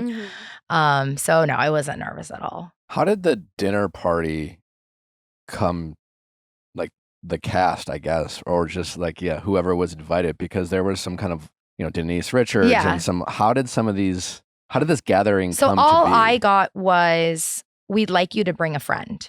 So that's why I brought my friend Nancy, who was like, didn't have a word. She's quiet. Like, she just sat in the corner. She's like, why am I here? I'm like, I don't know. They asked me to so bring you you. didn't understand the assignment. No. Everyone's like, no, I know what they're getting at. I'm bringing Yeah, like I Camille. offered. Yeah. I said Christine Chu. I was like, no, we just want someone like not on TV. I was like, Oh. oh, okay. So that was very specific to me.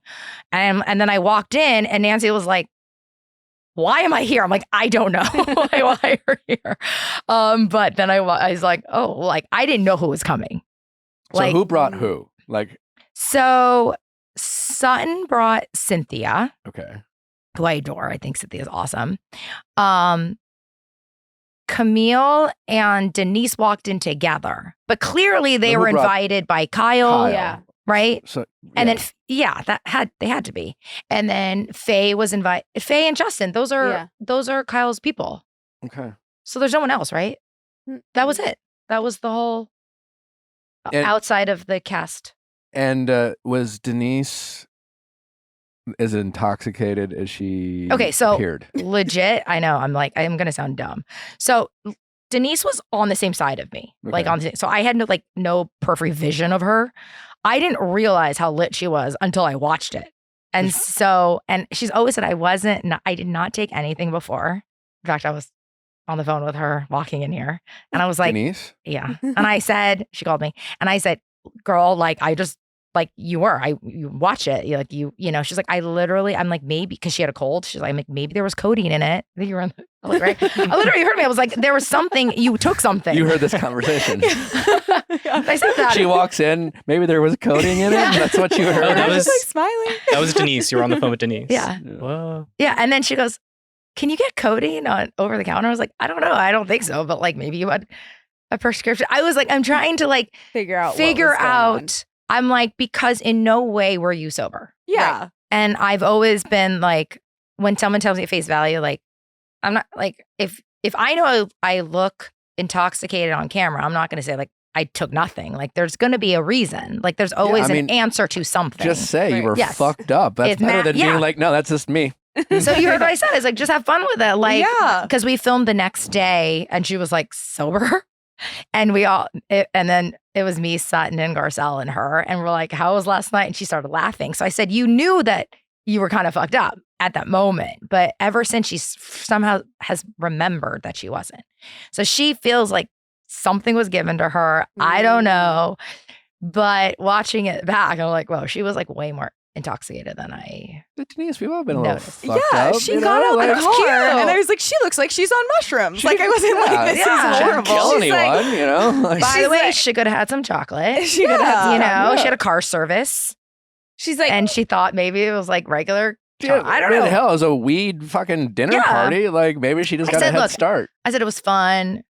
It looked funny, whatever. I'm like, it was like, there's a lot of worse things that could happen than you just like looking lit True. at a weed party. Because even saying it like that, like you looked lit as opposed to like she's lying about whether or not she was on something is so much more serious than being like, I got lit. yeah. Yeah. It's very But she was casual. laughing on the phone. But she was like, I don't know what I'm like, you dude, you had something. Yeah, like, So, there was something. yeah. Yeah, I mean, you know, no one thinks less of Denise Richards because she got a little smashed at No. a weed party. I think You more know? highly of her.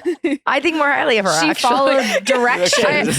I'm like, oh, I can fuck with her. Like, okay, that's Like, fun. Why are Sutton wasting our time having a earnest conversation? We're here to get fucked up. It's Yeah. a weed party. Everyone's like 1 milligram, 1 milligram. I know. Denise is like, Give me 20.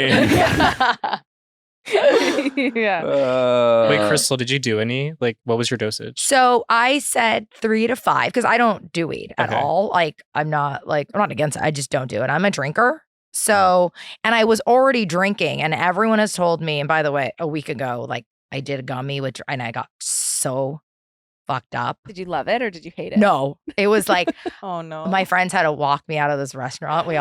And I started like shuffling. You're like, spinning. It was so bad. So I'm like, Rob was laughing. He's like, what if you look like that on the show? Like it would have been infamy, but like it was horrible.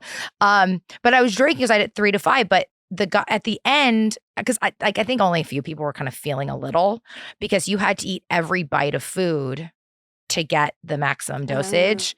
And you know, when you're filming, like you like snack, like you're not eating the whole thing anyway. So they're like from appetizer to dessert, you had to eat everything to get that full dosage. So I probably had like 2 milligrams, like, you know, but I just drink. So like As a connoisseur of marijuana. marijuana, oh, okay. I didn't really understand the whole like weed dinner part.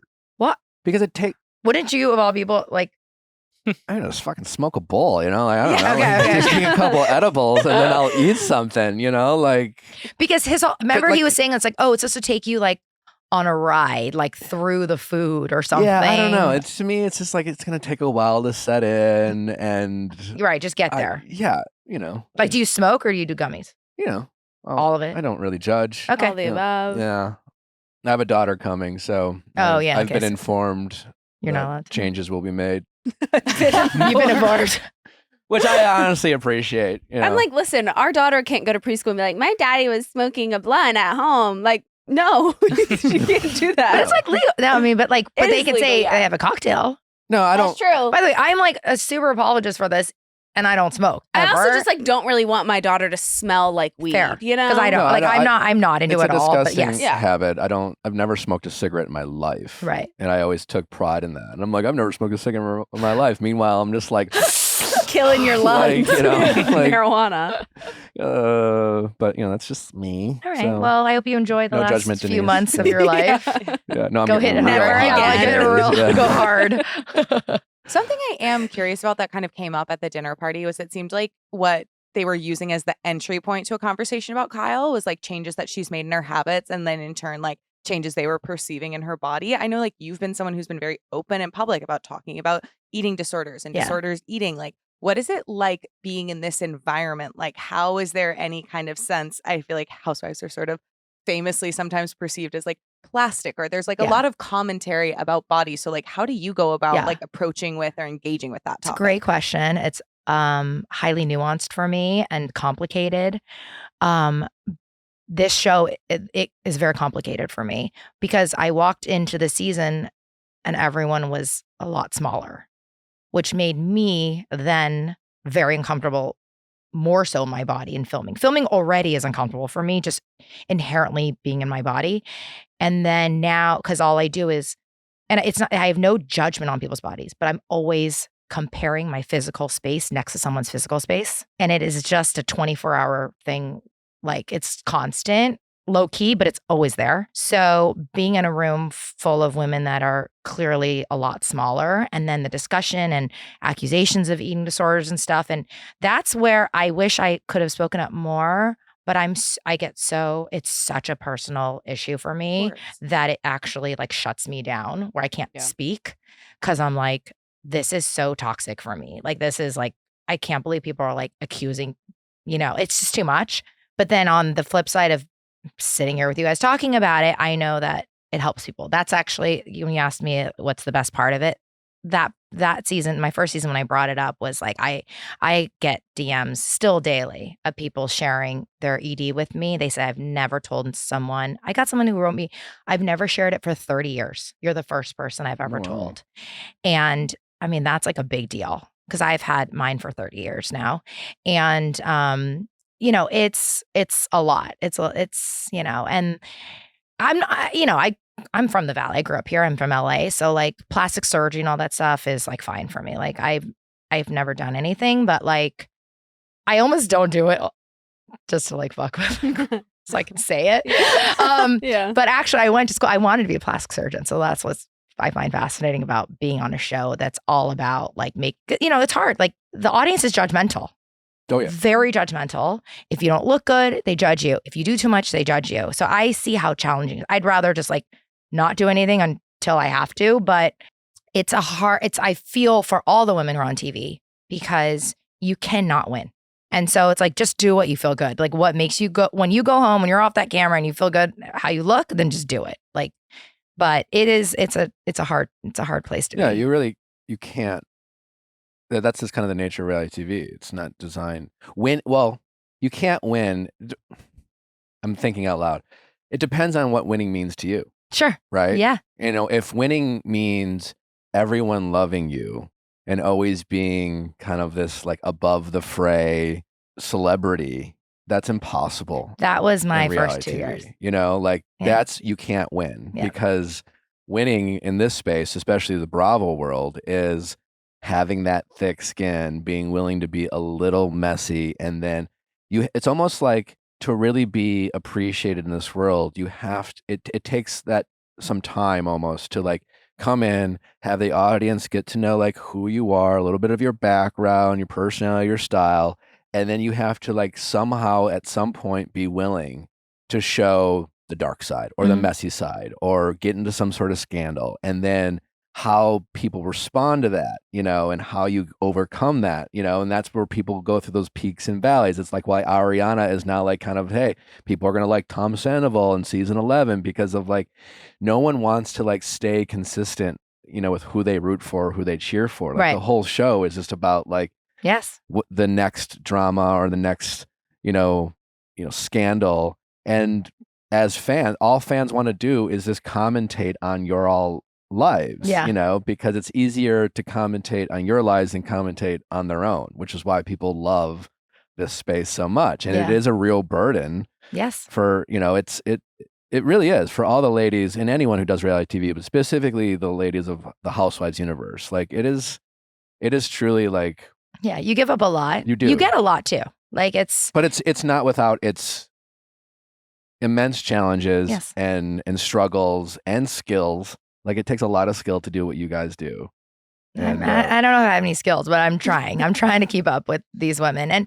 And no matter how tough they are on me in the past, I do have a very deep respect for all of them. Like, it is not easy to continue this.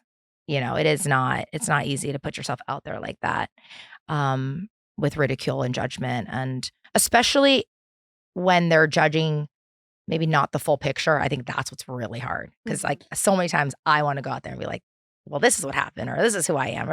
And that's when I check myself about like not going online and doing all that. Just like, if I'm feeling like down, I do something else. Like I'll call my girlfriend, like, let's go play tennis, or like, let's like do something to distract me. And then it's over. It's like, oh, whatever happened out in the Twitter world is irrelevant. It's over, and it's also over in 5 minutes when they find It is. something else. There's always something else. There's always something else. Yes. Speaking of something else, did you see that someone from F-Boy Island said they had a threesome with 2 of your castmates? Oh my God, thank you for I did. reminding me of that. Forgot. I did, forgot but that was about an that. amazing transition. That was very professional. That was super talk show. Like, I love that. Yes. I did see that, and I've gotten so many DMs about it. I don't think Is it you? She's not saying how's my that. poker face. Yeah. It's great. I totally nailed that guy. Yeah, you did. I assume, based on the girls now, I assume that it was in the past. Like, it was a past 2 castmates. There have been theories of who they are, Oh, but I'm not going to I don't know. Right. I don't know the people, so You're not. What do you mean you're not going to speculate? because I don't know them. Like, I don't know these people. Even better. I thought don't he know. said it was 2 women from that's like currently airing. Oh, he Did he? I think it was something like from the current season, or it was something Like like recent seasons, I think was what it was. Recent's seasons. different than current. yeah, that's- Yeah. Okay. That could be. I just couldn't remember his And- exact. Okay, but And even though current, it's- I'll speculate. I mean, Even like, though he had a threesome, maybe he's not the most tapped in to Bravo fan. True. you don't think What he's does that mean? watching if he fucked 2 of them? You don't think he's an avid Oh. housewife He- watcher? He definitely knows. Yeah. I mean, Yeah. is there any housewives you think that would have a threesome with someone? Do any of your Like on your peers current talk about cast? open relationships or any type of? well, do remember any of them go to Erica those- she said she had a threesome, right? That was But are there two like that- 2 wives that you think would sleep like have a threesome together? with Currently? someone? Yeah. Mm. no, but Okay. I don't know. You never know who's a freak. Gun to but, your yeah. head. Who do you Gun. think it would be? Are we not allowed to say gun to your head these days? You're fine. I think for you're fine. Guillotine to your head. I'm gonna say the 2 people that people would DM me. Like, was it these 2? I think we speculated Kyle and Erica. Oh, really? We just guessed. Yeah. Based Okay, off who of are you the gonna cur- speculate Because- pre? Because I don't think it's current. Lisa Lisa who? Renna. Lisa and Erica. I feel like it has Oh. to be Erica. I feel like Oh, she's really? just so. Oh, I thought it was like older castmates, Is like Tom Brandy. still alive? I know that's a cryptic question. Sorry. Yes, he is. He is. Okay. Like Yeah. Brandy, Mm. Oh. like that era. Oh. well, you Brandy. think- well, this is. Yeah, I mean, it would that makes definitely be sense. Brandy. Brandy's Right? in the running. Yeah, if we're Like, I don't gonna- know her, but like that's people It was kept probably saying her party. Yeah. Have you? Do you know of any like housewives or like? I always hear stories about like these like sex parties, like swinger open relationship sex parties, like these In the secret housewife world? LA in general. Yes, I've heard of LA, not Housewives, But you don't know anyone specifically. You seem tapped in with a lot of. Oh, I seem like a sex party, tapped in sex not party you, kind of person. but like you might hear about. Thank you. You and Rob. On What, your like, weekend. what Hey, show are you Rob- watching? Rob about? seems kind of like a cat, you know. Like, I don't- He seems They call him the experimental. lion for no reason. He was talking to Natalie for a real long time. That's his entry point. Children's names. There So, we did you go. guys And then he fuck? gets Yeah. Storytelling, role play. furries. Rob is, Furries. he's an interesting man. No, I don't know about sex parties within the housewife community, but I have heard about them in the LA community. Yeah, but the housewives community is like LA. You know, like there's a But I think the housewives are going to the LA parties. yeah. Is It that may, Oh, not, no. it may not See. be a Bravo only. You No, know, no. like housewives only. I will say when I all the sex parties that I go to, I never see my castmates. Right. You know? Okay. All right. Thank you for being so honest with us. Right. She's joking. Maybe. Maybe. Oh. Okay. You on season 12, were a little bit critical of Erica about like not knowing all the I was. victims of her Yes. husband's crimes. Yeah. How do you feel like she is now handling the fallout of, all the drama that she was a part of? Do you believe her, first and foremost, that she is completely innocent in terms of knowing what Tom was up to? How is she responding to moving on with her life? And do you think she is doing it with high character? Yeah. I can't imagine what it was like to be in her shoes at that time. That was obviously such a big thing, like well beyond the Bravo world it was just huge. But I couldn't help but, I think as just a normal person, think about victims and small people, small meaning like people lost family members. And I think like in Indonesia, I think they were owed $50,000. I mean, it's like very small money. Yeah, there's some horrific stuff. Horrific stuff. Yeah. And so I think it was the lack of acknowledgement that really was getting to me, to where I was like, I know, I'll tell you, Erica was very protective of me with Sutton, my first season, and you never see a second of it. Was like, went after her, leave Crystal alone, like she's brand new, like, And so I think that's probably why she was so hurt by me. Like, I protected you and now you're coming for me. And my thing is like, I'm not trying to go for you. I want for you to express that genuine care that you showed me to help you. Like, that's what I wanted for her. And so I just didn't understand why she wouldn't. So now I feel like things have settled in a place where I think she feels safer to say those things. Do I think that she was involved? No, I don't. Do I think she turned a blind eye? Like, maybe, And do you feel like she did that almost because she was afraid of making a connection between her and Tom, almost, in a way? Like, it was almost like she was so defiantly like, I had nothing to do with this. This wasn't me. And, listen, she was a victim. She 100%. Like, I that's couldn't actually imagine. Referencing what I said before. It doesn't mean that she wasn't herself a victim. Right. Yeah. You have to acknowledge her victimhood relative to more severe victims. She still was one. Of course, I think she was being guided by her attorneys and, whatever. She's obviously clear now. Yeah.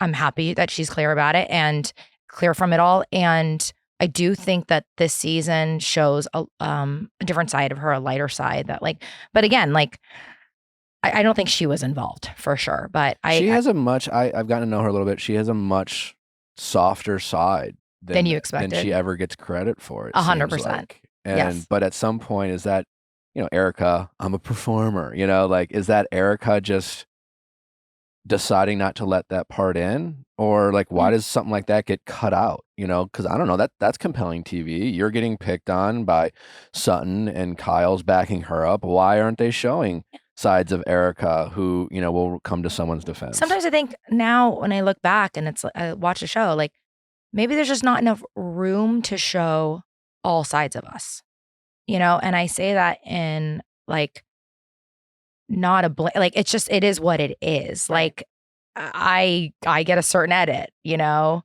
and maybe there's just not room. And I think maybe that's what it is. Erica is a very specific character on the show, and that's the part that you see. But I also, on a scale, I'm far more vulnerable than Erica. So maybe the show just leans into who you are more of. She's very protective of me, but she's not inherently a vulnerable person. She's not just letting it all out there. I can be tough, but I'm not a tough person all the time. Do you think she really doesn't know how to empathize, or do you think that was her being a performer? Honestly, I think that was performative. I don't know why she performed that, but I think she's very empathetic. Yeah, she's not stupid either. She's not stupid. Yeah. She's actually very smart. And to the point where I actually said I think she's Mensa. There's a lot to her that's brilliant. So no, I am actually just going to say no, I don't believe that she doesn't understand empathy. Yeah, that was a wild thing for her to say. Yeah. kind of and surprising that she decided to perform in that way Agreed. because of everything she's going through. Right. I think maybe if she had said, I wasn't able to show empathy at that time to protect myself, but how do I now, maybe the question was like, or how do I now show the girls who I am, a more vulnerable person, it was just like, how do you do that at all? Like, I don't believe that. Yeah, like I think the better question would have been like, how can I be empathetic while also simultaneously feeling triggered Mhm. by people and I feel defensive? How can I do both at the same time? Right. I feel like that would have been a more accurate question. Correct. That would have like Which I articulated. actually think is what is in her head. Yeah.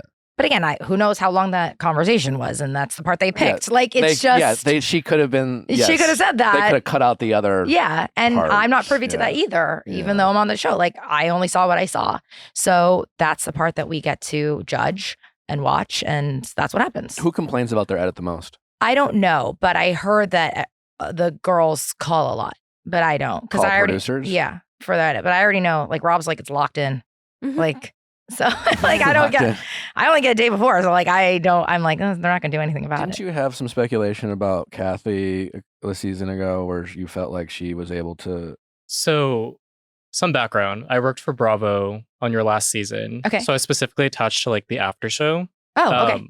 Which was the season that Kathy kind of like left the show and there was all that drama. At least there's speculation, this is like public knowledge, that like Kathy contacted the producers to like change that edit or to hide like the bar footage or the footage of her like having like a meltdown. Okay. What do you think on, like, do you have an opinion? I mean, I'm not surprised, and not just about Kathy, but like anyone that doesn't want to show something. I've yet for that to happen. But if you can get it done, why not? I mean, like, if if you can like get it taken out of the episode, why not try? Yeah. I don't mean, but feel like there's since anything you were wrong on with my that. show last year, like, I feel like, am I speaking truth of like of essentially what I speculate? Yeah. Like, I feel like I'm kind of getting it, but like, Yeah, I think so. Because there's also like someone's probably contacting the media at the time. all that stuff. Like, Who knows who it is? I mean, maybe you might have speculation who you think was. I think it's pretty leaking. obvious. What's that? Who is it? Or who do you think's? Why wasn't it Rena's camp? That's my Mhm. thoughts. We just wanted you to say it. Yeah. I said it. It's true. I don't think she would. I mean, maybe I don't know. She deny, but like, that's what I'm saying. It's like, what is the end game?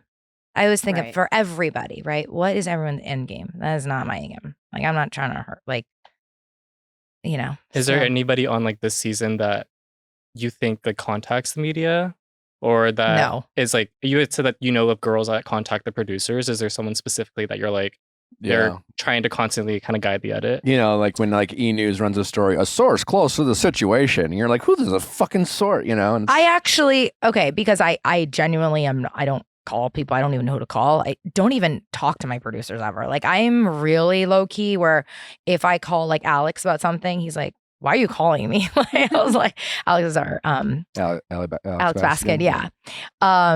I'm like, oh no, I have a question about like the Lakers or something like that. We talk about sports. But I was like, I feel weird. I called him one thing last year about something, and I was like, I'm so sorry. He's like, do you know I get a call like every week from majority of the girls? I'm like, oh, I didn't know that. And I think there's just like, I just feel like I signed up for a job, and it's not like, and I'll tell you truthfully, I wish I can call someone every day and be like, can you change this? But I just know you can't. So I just deal with it. But no, I don't think anyone's doing that now, because it's not like you don't see much out there anymore. So I just based on, small snippets like that, I assume that no one's calling anybody. But there's nothing to call about, I would say. Not yet. Not yet. Yeah. There will be. All right. Well, we got some more burning questions for you, but we're going to get to that after texting office hours. We're going to take a little bit break from interrogating you. And we have a caller calling in to get some relationship advice from us. And are you willing to help out, Crystal? Sure. All right, let's do What it. if she's like, no? Well, Great. You can sit in silence. If you need help falling asleep, you got to check out Beam Dreams Powder. Their best-selling healthy hot cocoa for sleep with no added sugar. Now available in delicious seasonal flavors like cinnamon cacao, sea salt caramel, and white chocolate peppermint. Better sleep has never tasted better. Dream contains a powerful all-natural blend of reishi, magnesium, L-theanine, melatonin, and nano CBD to help you fall asleep, stay asleep, and wake up refreshed. A recent clinical study revealed Dream helped 93% of users wake up feeling more refreshed, and 93% reported that Dream helped them get a more restful sleep. So if you are a hot cocoa fan just because it's delicious and tastes good, and you want to just, slip into a nice, relaxing dream, you gotta check out Beam Dream Powder, because falling asleep has never tasted better. I love Beam Dream Powder just because there's so many different ways that you can try it. Like, we are very busy here, and sometimes it's nice just to kind of have that sort of process just to like wind down, get a deeper sleep. I'm lactose intolerant, so I like to put mine with almond milk. It tastes amazing with the cinnamon. You just mix it together, and it's just super relaxing, tastes delicious, no added sugar. And not only do I fall asleep easier, but I feel like I get a deeper, more restful sleep, and I wake up with energy, which is nice. You don't wake up feeling tired or drowsy. It's a great feeling. If you want to try Beam's best-selling Dream Powder, take advantage of their biggest sale of the year and get up to 50% off for a limited time. That's 50% off, 50, when you go to shopbeam.com/VIALL. The discount will be auto-applied at checkout. No code necessary. That's shopbeam, BEAM.com/VIALL for up to 50% off. Hey, all you lovers out there looking to stay and be more connected with the loves of your life. Have you checked out Paired? Well, if you haven't, you are missing out. It's a relationship app for couples. You and your partner download the app Pair together, and every day Paired gives you questions, quizzes, and games to have fun, stay connected, and deeper your connection. We talk so much about, obviously, relationships on this show, and in this past year, we have talked about the premise, the idea of being connected with your partner is a tangible thing that I think couples often overlook and don't think about. Like, how on a day-to-day are you remaining close, staying connected, and working on that connection with your partner? Because that takes effort by everyone. Even the healthiest of couples have to prioritize their connection, and people are doing it with Paired. My boyfriend and I both completed something called the cheerfulness quiz. And it was really interesting because we both, without seeing one another's answers, went through and responded to questions like, I think we're a cheerful couple. I'm often able to find humor in stressful moments, where we would kind of like say strongly agree, less agree, so. And it was so interesting to go through and see the ways that my perception was the same as Nick's, and then ways that my perception was completely different. So it's just like an amazing portal to conversations. It's a great way to address some things that you might not know exactly how to ask your partner about. Get to know your partner better. If you think you know them, chances are you definitely don't. It's great to check in, stay connected, and most importantly, it's a ton of fun. Whether you are just a few dates in or have been together for a long time, it's time to lighten up the mood and have fun with your partner by using Paired. Head to paired.com/VIALL to get a 7-day free trial and 25% off if you sign up for a subscription. Just head to Paired, that's PAIRED.com/VIALL to sign up today. Connect with your partner every day using Paired. A happier relationship starts here. How's it going? Hi, my name is Jordan, and I'm 30 years old. And 2 years ago, my best friend broke up with me because I was being selfish. But now we're both bridesmaids in a wedding coming up. Okay. That's awkward. All right. And I'm assuming you want to know, like, how you should approach this. Is there anything to do? Yeah, I'm still very hurt by the situation. Okay. And so I'm kind of nervous that I'm going to go into the situation poorly. All right. So first, tell us about the friend breakup. What happened from your point of view? I mean, we've been attached to the hip basically since kindergarten and all through college and high school. But as we got into our 20s, I got very involved in my career. I didn't have a ton of time for friend times, but when I did have time, I made a point always to invite her and to be inclusive in making sure that we kept our friendship going. But I felt her pull away at a certain point, and I knew there was a problem, but she wasn't saying anything about it. And then finally, she ended up moving cities.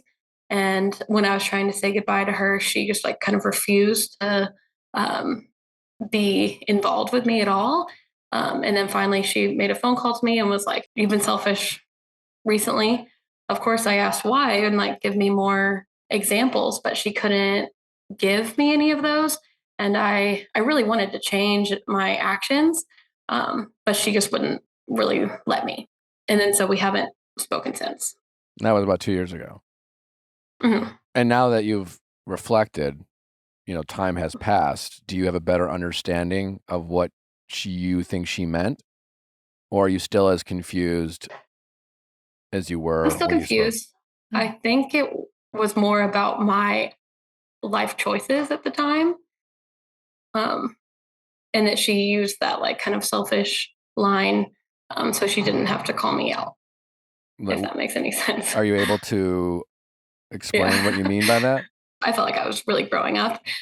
We both grew up in a very Catholic, religious friend group and families, but I decided to get involved in a lot of relationships. I was drinking a lot and just kind of enjoying my life, and kind of getting to know myself as an adult, and like, I don't know, my body and everything is as odd as that sounds, but I don't think that she agreed with any of that. And she used this particular line to not have to be confrontational.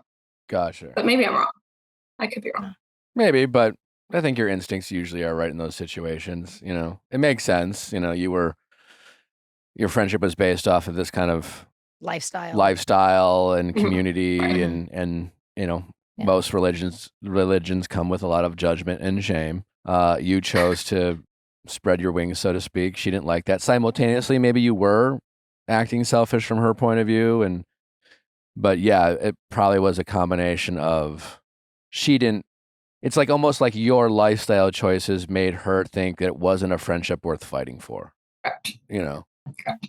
Or she was judging herself. Or maybe, sometimes I feel like it's easy for someone to judge you, but actually it triggers and sparks something internal in them of what maybe they wish they had, or maybe she was jealous of your freedom, and she was projecting that onto you.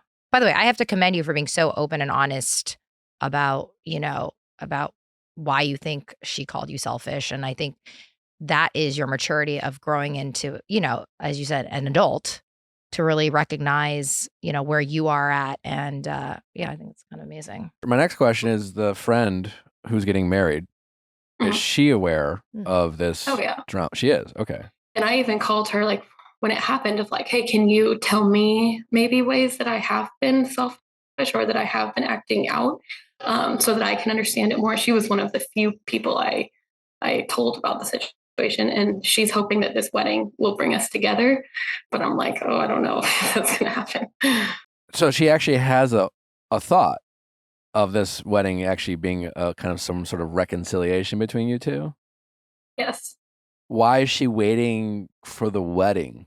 Like, and also, by the way, are there bachelorette parties, bridal showers? Like, how? All of that. There's all of that. And it's going to be weekends of like girls' weekends, basically. Oh, okay. Yeah. So more than just the wedding. Well, have you thought about reaching out? I think that's where I guess I wanted to get your opinion on that of like, should I reach out to her and try to clear the air beforehand?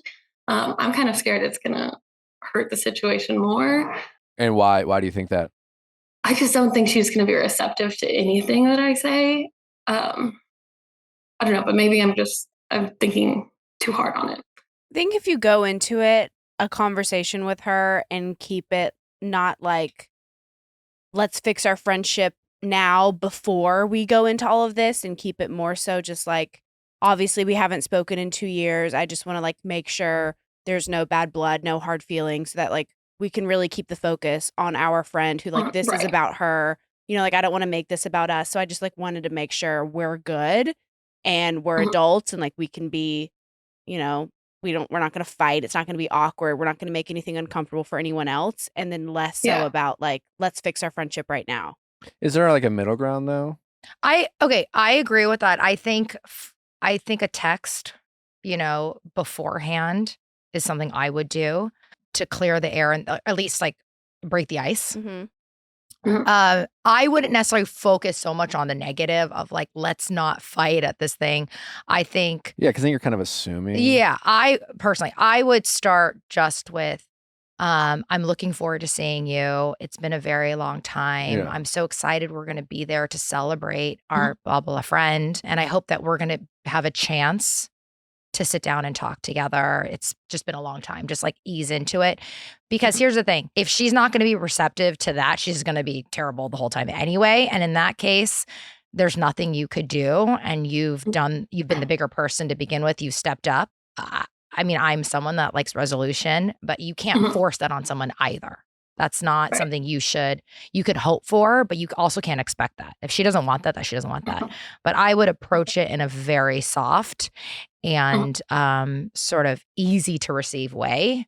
Because if I would not go to I wouldn't lean into the negative personally. Yeah. How much are you like subconsciously or consciously worried about more judgment and shame from her? Well, I mean, she's going to be thrilled to figure out that now I live with my boyfriend and like I've continued on to the God forbid kind of the path. Yeah, I know. But like she's going to hear these kind of things. And I think there's going to be continued shame from her side if that truly is the reason. And I'm kind of more scared that I'm going to react poorly just because a confrontation doesn't bother me necessarily. And I truly want to enjoy the weekends. I'm really looking forward to it. Your friend who's getting married, are they that devout as well? Are they part of? No, and that's what's frustrating. Okay, so then it's not, it's definitely not that much. I mean, again, my guess is maybe she did use that as an excuse. Your gut's probably right. She was clearly frustrated with your friendship and what she thought you owed her as a friend. And like I said, like in addition to that, whatever choices you made, maybe she used that as a convenient excuse to step away from the friendship. If she's going to come in like that pious and critical of because you live with your boyfriend when she's standing up in a wedding where that other friend's making similar choices to you, just doesn't track. Right. But maybe I really was being selfish. I don't know. I guess that's why I'm frustrated at the whole thing. I'll probably be just as reactive if something was to go wrong. After a couple glasses of champagne, I don't mind confrontation either. And so I'm nervous about both ways, but I know I need to handle it as softly as possible. Like I'm just going to say, I think the first thing, the primary focus is your friend who's getting married. Yeah. Like your nerves are totally valid and should be addressed. And I do genuinely hope that you guys can end up having a great time and even, get to a better place. But this is really about your friend and like the memories that she has. And as stepping up for her as a good friend and unselfish friend is providing her a great wedding experience as a bridesmaid. Yeah. And that can help you protect yourself from overreacting and you can't control her, but that you do have some genuine fears about like getting a little loose and then she says something or does something that triggers you and you're kind of like Uh-huh. fuck it, I'm gonna let you and to Crystal's point, that's not the time to make I don't want to do that. that moment about you.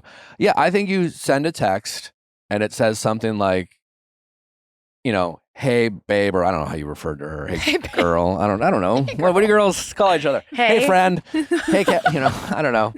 Just say hey. Like I wanted to reach out because I know we're both standing up in so and so's wedding. It's been definitely weighing on my mind since we lost touch. But I just want to say, like, I'm excited to see you. I miss you and I miss your friendship. I don't know if we'll ever have what we had in the past, but just know that like I am looking forward to seeing you and I hope that we can have a ton of fun celebrating the bride, and really looking forward to it. And if you ever want to, reconnect, let me know. Just kind of keep that open, like very much take the high road. Yeah. Make it positive. You're excited to see her. I hope we can reconnect because you're laying the groundwork that maybe there's a conversation that needs to happen and you're open to having it, but you're not necessarily the one who is insisting on having it, because you want to also act like you've accepted her decision and you're not pining over it. But you are a big enough person to acknowledge that you do miss her and you miss the friendship. You know, That makes sense. The last time I texted her was kind of just a lot of questions to help get closure, and she left you unread. She said thanks for sending this, and she never responded after that. So I'm almost worried a text isn't even going to. You might not get the response that you're hoping for, but she will read that text. Yeah. Don't send it waiting for a response. Yeah, 100%. Yeah. And don't worry about the past texts you sent. Like, yeah, that was a while ago. Maybe, her iMessages don't save past a month. I don't know. You have no idea. But like, just because, and even if it's there, waiting for her to be reminded of the text you sent, like, it has been a long time. Feelings have changed. You have no idea. For all you know, she misses you as much as you miss her, and her pride is getting in the way from reconnecting. And ultimately, maybe her life's fine enough, or she hasn't like really needed to reach out. So, but I just think a really soft, open-ended, hey, I know we're going to both be here, and I honestly am looking forward to it, and I am excited to see you, but more importantly, I'm looking forward to all of us having fun, being there for our bride, and I can't wait to see you. And yes, like Natalie and Crystal said, have no expectation, because it's those expectations that are going to trigger you. As soon as you start thinking, well, she should respond this way, this is what she should do, she owes me this, she owes me that, then you are going to be that's bad. So invested in everything she does or says that you won't be present and you won't be having fun, and just feel confident you took the high road, and then let her handle it however she wants to handle it. I think just logistically, while you're there, like, I don't know, kind of when you were dealing with the falling out the first time it was happening, and like she was accusing you of things that I'm sure, were like triggering. And it's like, especially when you're talking about shame and stuff, like that stuff cuts really deep. It makes sense to get emotional. Like, I don't know what you found was the most effective like support for that. But I think like having something in mind where like, okay, if worst case scenario, like she's making jabs at dinner in front of everyone, like what is my backup plan for like when I get back to my hotel room? Do I have someone I can text or like call? Like, what's the way that I can maximize being present and being there while also knowing that like I kind of have this lifeline to call in of like, if you just need someone who's going to hear your point of view and validate where you're coming from, and like making sure you can get that, so that way it doesn't turn into kind of like a more confrontational interaction in the moment. Yeah, I think you're right. I can't go into it of like the confrontation is even an option. And it's not you like being meek or like lying down and taking it. Like, it's you being someone who has perspective in that moment. And I think like really clinging to the fact that this is not like you not standing up for yourself. This is you like not engaging in something that could only go badly. And I don't think it would hurt once you send that message to like almost like let the bride know. It's just like, hey, I'm really looking for the bachelorette party, just so you know, because she's aware of the drama. Like, I reached out to so-and-so. This is what I said. I'm really hoping that, it is like a nice moment for us. And then you tell the bride, I really want to make this about you. No matter what happens between me and her, my goal is to be there for you as your bridesmaid. But like, I just wanted to extend that olive branch to her, just to, and I think that will help you get on, not necessarily get on the bride's good side, but she knows that your intention is to take the high road, so that if she, the other friend acts out and makes some of these comments, that like, as long as you don't respond, you're kind of in the clear. Yeah. That's great advice. When does the event start? Yeah. February. Okay. So you Around got the some corner. time. You got some time, but it's coming up. Yeah. Right. It's going to go fast, but there's 3 weekends of events. So I think I need to at least send the text before the new year and see what happens. There you go. Again, just think about taking the high road. It's pleasantries. You're excited to see her. Don't ask.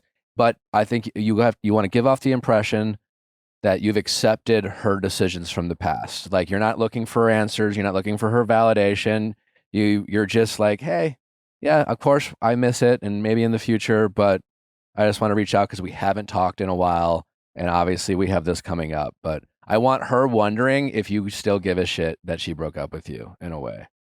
You're right. I'm not very good at at the pleasantries, but I am going to make that a priority. Yeah. You'll be great. Sometimes it just might have to be pleasant. That'll surprise her, she will. It's been a couple of years, so you sending a message that she's not expecting to get is exactly what you want. That's very true. All right. Well, thank you keep so us much. posted come February, or if you do send I it will. before and she does reply, we would love to hear an update. Yeah, thank you so much for your time. All right. Thank you. Good luck. appreciate All right. Good luck. Good luck. Bye. Bye. Thank you. Have you ever had to try to break up with a friend or have a friend break up with you, Crystal? Yeah. 14 Yeah. friends. My 14 friends. Well, it wasn't, I arbitrarily said 14 and then it became like this. Because I said it because I actually said it to Rinna. I had lunch with her after my first season. And she was like, how's it going? How was your first year? I was like, it's hard. You know, I have like, I could have said a million. I was like, there's like 14 friends. And then she brought it up on camera. Wait, Yeah. How did that go? She brought something you had privately said at lunch. Well, she was asking me how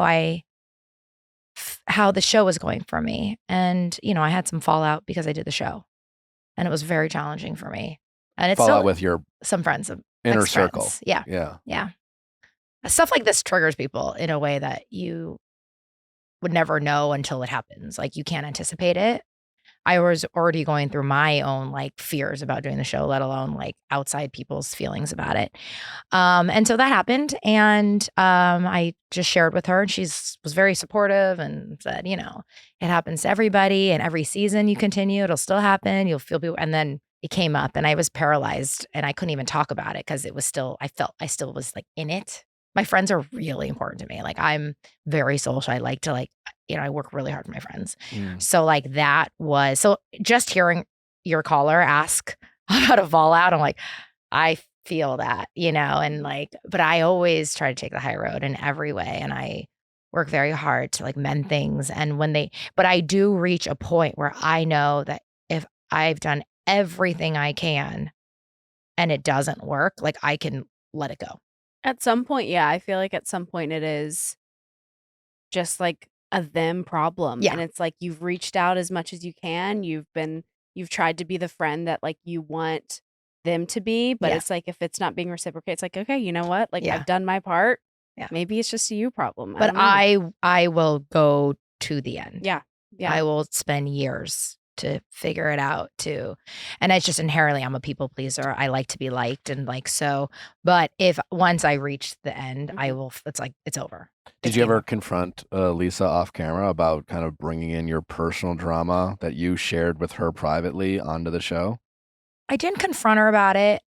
I think because it died off, because I didn't engage with it. I think she then knew I wasn't going to talk about it and it just never went anywhere. I think people were like, what happened? It was like one episode because it was so, I think she probably looked at me like it was so paralyzing for me. And then I just didn't say anything. Because I was not aware of how I was feeling about it yet. I was so in it. So, but no, I never confronted her about it. And do you don't think it was malicious, or do you feel? Because like, yeah, do you ever feel like It's people tough. are meeting It's with a you? show, you know. Yeah. It's like it was fair game. Now on this side of it, I shared it with her. Fair game. So that's how that works. So even if That's you how it have works. a private lunch, I'm not like that. I don't do that ever. And do you But- think there are housewives who will ask you out, or not you, maybe you or other people for like drinks or dinner or lunch because they're kind of working you rather than Oh. having like a sincere lunch because No. they're always on? No. That would be so fucked up That and would be, weird. yeah. That would be next It's a level. business. Yeah. Like, because you don't get together while you're filming. You're not allowed to. Because it will, like, let's say you and I are having a fight, right? Mhm. And then we go out to lunch off camera and we make up. And then the next day we film. It sequentially doesn't like make Right. sense. So you're like not allowed to do that. So if I see someone off camera, it's going to be between seasons. And if they're that means they're really planning the next season. Like that would be really weird and intentional. So that's never happened. No. Huh. I don't You're- think- you're really but not by allowed the- to hang out. But by the way, maybe we had lunch and she was trying to get stuff from me and then it came up. So like, I don't know. I'm just naive like Maybe that. it's not like as malicious as it is. Again, wa- like some people It was fair game. don't see the So- boundary, so to speak. Yeah. Or maybe or everyone's boundaries are different. Right. And I wouldn't, but she brought it up and then was like, okay. And then that's what happened. So, but it's funny now thinking about it. Like it's not that big of a deal, but it was for me at the time. It really was a big deal for me. It was very painful. What kind of drama can we be kind of looking forward to for the rest of the season? It's so funny, like watching, like the last 2 years, I hated watching every episode. I'm like, oh, I hate when I get into drama. Now I'm like, it's because I'm enjoying the season. It's funny. It shifts. Like, I feel like it's been 6 or 7 episodes has been kind of consistent in one thing. And It's a lot of Sutton, a lot of Kyle. yes, it's going to shift into other things, as I think a successful show should, because I'm kind of sick of watching, like I'm kind of done with that too, personally. And then it shifts again, and I'm involved a lot. Anything you can share? I know. Yeah, I will just say I'm being very honest. Whatever anyone wants to say, I am genuinely being honest. So there's gonna be a lot of people that try to discredit me. To keep that in mind. Yes, which is fine because that's what the show Crystal's is, being right? honest. Yeah. I can only speak for myself, so I go to bed at night knowing I'm just So being cryptic. I know. I'm like, I feel like we have so long to wait. Yeah, it's not that long. Mm. But it's like where the last 2 years I've always like I hated anyone thinking that I was not being honest, or like now I don't care. It doesn't matter to me anymore, but like that's my growth of the show and as a person, like not caring so much what people think. But so if people think like I'm not telling the truth, I really don't care, but I know I am, and it's funny. So have you worn the ugly leather pants again, or are they? No, they are so special that my husband will not let me wear them. He wants to make sure he checks in with me every few months. Do you know where they are? I'm like, yes, they're in. It's like it's Do like you know when where people they like are? put their wedding dresses. You're gonna frame It's like it? he like wants to do that with these pants, and he's like he just thinks they're so iconic in a way that's like unnatural. Honestly, they kind of are. Yeah, he like loves these pants so much. So no, I haven't worn them, but they You are haven't worn them. very safe, almost like jewelry. They're just hidden somewhere In a vault. in Yeah. a vault. Yes. So What was the question you asked Crystal about Oh, other castmates? Like, yeah, no, we had a brief conversation off camera where we were talking about like your growth on the show and how you kind of entered the show and had commentary on your Asian American experience, but sometimes in other shows you kind of get typecasted and you're kind of restricted to racial commentary. yeah, But you have like escaped that, which is such like a powerful thing on the show. thank you. But then at the same time, you're kind of carrying a torch of representing Yeah. the Asian American experience in a positive light in comparison to other franchises on Bravo. And you had some like takes on that. So when I started the show, I remember how scared I was because I felt the weight of the world, Asian world, was on my shoulders. And I remember just constantly asking Rob, like, how am I going to represent properly? He's like, you can't. Like, you can only represent yourself. You're an individual person. That's not your job. But I felt it was, and I was very scared to do it. In fact, I was like, I don't think I knew that if I didn't say yes to the show, there was likely not going to be another Asian person behind me next. And I'm like, that's another person who won't be on the show. Fast forward today, it's like, I love it.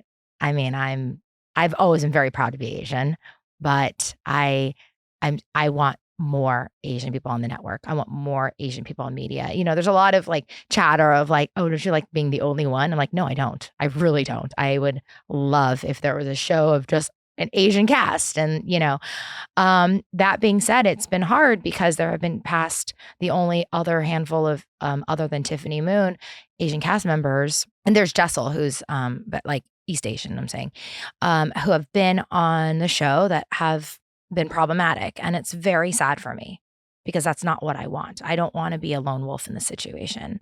like Jen. Like Jen and Jenny Wynn, Jenny, yeah. who had, you know, very problematic takes from my perspective. And that was very disappointing. I was heartbreaking actually for me. So I do hope that we will find more better representation. And it doesn't have to be, we're not linear, not singular type of people, but ones that really represent Asian community in a better way.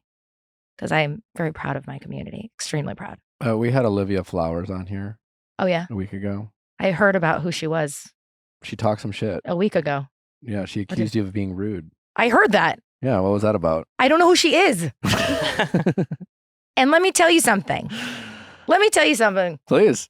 I literally, so my glam team, they were like, did you see this? I was like, I don't know who that is. And I feel bad. They sent me a picture that she asked me to take a photo with her a year ago. Olivia. Yeah.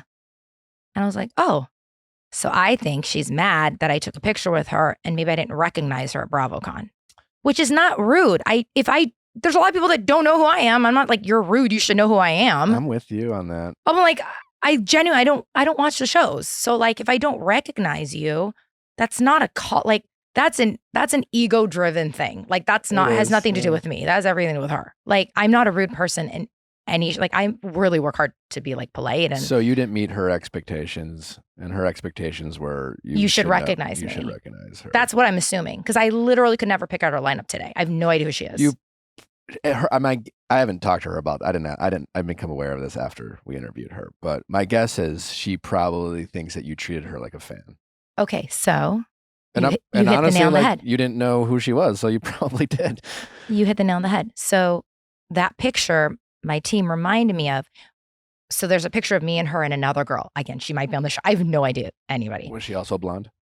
I don't even. I actually have the picture. I don't know. At that time, these two girls came up to me and said, "Oh, we said hi to you outside, and we think that you think we're fans, but we're on the network."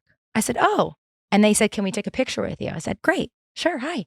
I think so. That's exactly what it is. So I didn't recognize her again this year, whether she said hello to me or in passing. But I can't control who I don't know.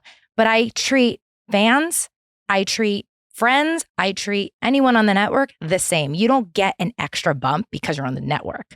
Right. I'm going to be polite to you no matter what. I'm not going to be like over the top if you're on the show, and I'm not going to treat a fan below me. Like at the end of the day, 3 years ago, I was not on TV. I was just like a mom from the valley. Like no one needs to treat me better than anybody else. So like, I just don't know who this person is.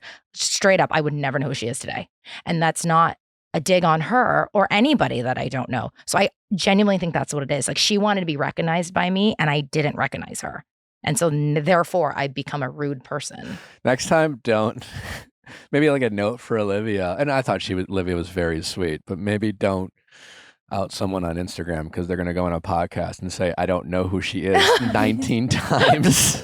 Sorry, I'm just saying genuinely. It's like honestly, such a genuine response. I resonate with your answer. I couldn't agree more. And you think about BravoCon and you just think about the Bravo universe for what it is. They have so many shows. And not everyone watches all these shows. Correct. In fact, a lot of people maybe don't watch any of them. Correct. I don't watch any of them. I know who like OGs are. Sure. I get pushed more Housewives stuff to me and like just by nature. Yeah. But like I get like when people come up to me and like, oh, what are you doing? Like, oh, I have my coconut. I'm on the show. They're like, oh, sorry, I don't watch a show. And I'm like, why are you apologizing? Like, I don't watch 99% of television. You don't need to recognize me just because I happen to be on a reality show. Like that's absurd. So I find it mind-boggling that anyone has those expectations of other people. And so I think that is the only thing I can think of because... No, that's exactly what it is. Okay. Yeah, it must. Yeah. Yeah, and it makes sense. I mean, because Bravo, it's Did she say I was rude here? No, I didn't. We didn't ask her about it. I didn't know about it. But having you come on, we did our homework and found out that she... It was an Instagram comment. Yeah, she on an E-News article. It was on an E-News article she where I guess publicly you were outed you. quoted Oh, saying yeah. that some of the New York housewives... By the way, they weren't rude. Oh, I want to clarify. The New York girls were not rude to me. He asked me, was anyone... I just noticed that there was kind of, people were a little more dismissive, but they weren't rude to me directly. I was just commenting on what I saw. And then, yes, that's... What did you see? That people were like being rude. Like not as friendly as they should have been. Who? I'm not. Shut up. So I'm not going. We're killing this whole. I mean, this is going on forever of someone I don't know. True. Well, on the flip of that, is there someone like are there Bravo lebs that you would want to meet or that you are avidly kind of reaching How out sweet to? you are. Like He's this so is what I'm sweet. talking about. He's a very sweet boy. Yeah, I try. He's sweet. Yeah, I have a fucking show to do. Yeah, I got a job.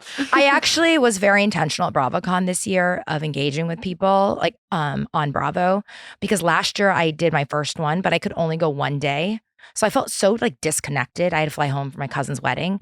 So I was there. I was like meeting all these people and like walking by and didn't know anyone. And I just like swooped in and swooped out. So I just felt like not part of the Bravo community. So this year I was like downstairs in the lobby, hanging out with people, getting to know people. And I really like Heather was one of them who I just adored. I really loved Candace. She's so cool. I just like so many just like awesome. Dorinda, I loved. Oh, fun. Yeah, she's like a mama bear. It's like just so warm. Yeah, I just really like enjoyed my experience there. So, you know, if someone thinks I don't know them, like whatever, get over it. Get over it. Still don't know you.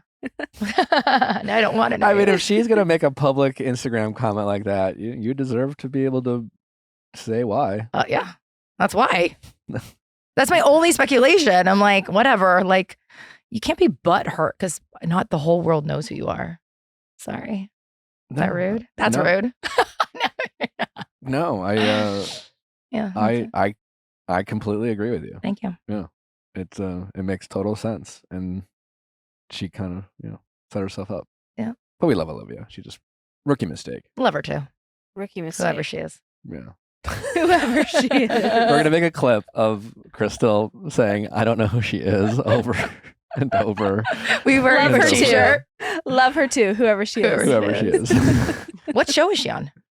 Southern Charm. Southern Charm. Southern Charm. Oh, I think she's like the lead on that show. She has immersed herself in a bit of a scandal. Not at the- her. No. No. She met someone else. Oh, Taylor. No. Is she older? Oh yeah, Leva. Leva? Oh. She's like the Leva. Lisa of Yeah, Southern I Charm. met her at BravoCon. Lovely. She's See, like the, I know. She is like I know the Lisa shows. Vanderpump of. Yeah. That's the only person I know from that show, but she was lovely. Very Okay. cool. All right. Why are you laughing? No, I'm not. I love this world. It's great. It's fun. So messy. Yeah, it's because I truly think like, I don't know, after being in the same room as like Olivia and you, I think you guys would like really, I feel like you both have like similar like levels of like integrity and like values. So it's like, it's funny because it's so true where like people who in so many contexts would get along. And then it's like the world of Bravo is like meant to be this like crazy drama cooker. I know, but I don't feel like it should be between other shows. Like this is like real life, like real world stuff. Like we're just on the same network. Right. I mean, You the know? reality is Right. she probably is on some level a fan of yours, right? And that's kind of how that works. And like when you're a fan of someone and you say, "Hey, I'm a fan," or in her Yeah. case, she doesn't want necessarily to be thought of as a fan. Sure. There is a level of, well, you kind of owe me for that. I know. Then that actually makes me feel bad. I mean, like we're making fun of the But situation. She didn't know, but you didn't know who she was. I didn't, And but she's the one who, she could have messaged you or something. I mean, that was her like, choice. oh, we met last be year or messy. something. Like she had said it last year to me based on the picture that I have is like, that's the girl that said, oh, Yeah. we're not fans. And you we're don't on the show." remember. And I don't remember. I meeting don't a lot of remember. It was a people. very fast, I don't watch the show. So the last thing I would ever want fan anyone on that or anybody is that they would feel dismissed by me. That is not something that I would ever want anyone to ever feel.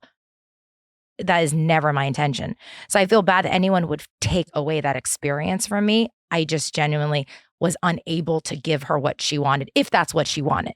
Do you know what I mean? Like it's an impossible situation for me, She might respond and say you cut her in line or you slammed a door in her But face. by the and way, that's that would why. actually then there's an answer to it. Right, Yeah, yeah. like and No. Then you in can that case, I would say yeah. I'm sorry for that. No, but I guarantee you, she like saw you in passing or saw you, and you, from her point of view, were dismissive because, as you said, you didn't know who she was, so you didn't know you Yeah. were being dismissive, and she had an expectation that you would say, hey, again. should have known Sure. who she was, Sure. and you didn't, Yeah. and she found that rude. Anyways, I'm glad we cleared it up. Yeah, I Team Crystal on that one. Yeah. Friendly. It's not their teams, but like I don't know. It It's is what it all is. for fun. Yeah. I mean, like if I you don't can't care. have fun talking about Bravo, and I do actually really fun. You It's an absurd even what can you do? concept, but Do we have anything left for Crystal before we let her go? Like, Who else I called was me rude? wondering Hey. with the impending baby, if you have a lesson from parenting that you learned the hard way, or a piece of advice that you feel Would like is not love. necessarily Oh, yeah. out there in the wow. world. Okay.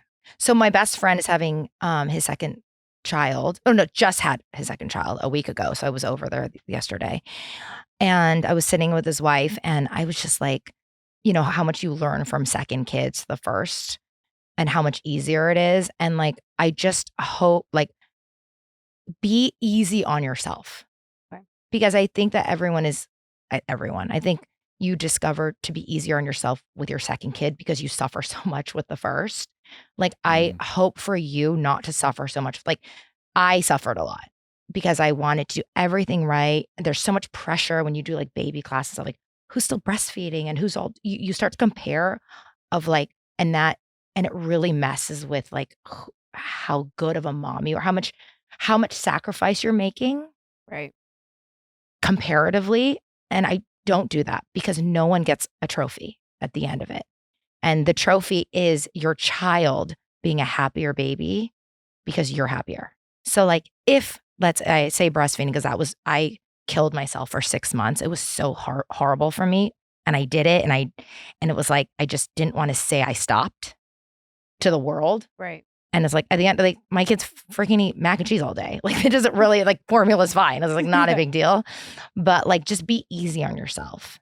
And also know that for a while you won't feel like yourself, but you will come back to yourself and better. Like I feel better in my body despite my other stuff than I did before. And it takes time. So allow yourself to go through those emotions, feeling down, feeling like this is not what I'm used to, having hard nights, because you will get out of it. And just remember that like there is light at the end of the tunnel. Okay.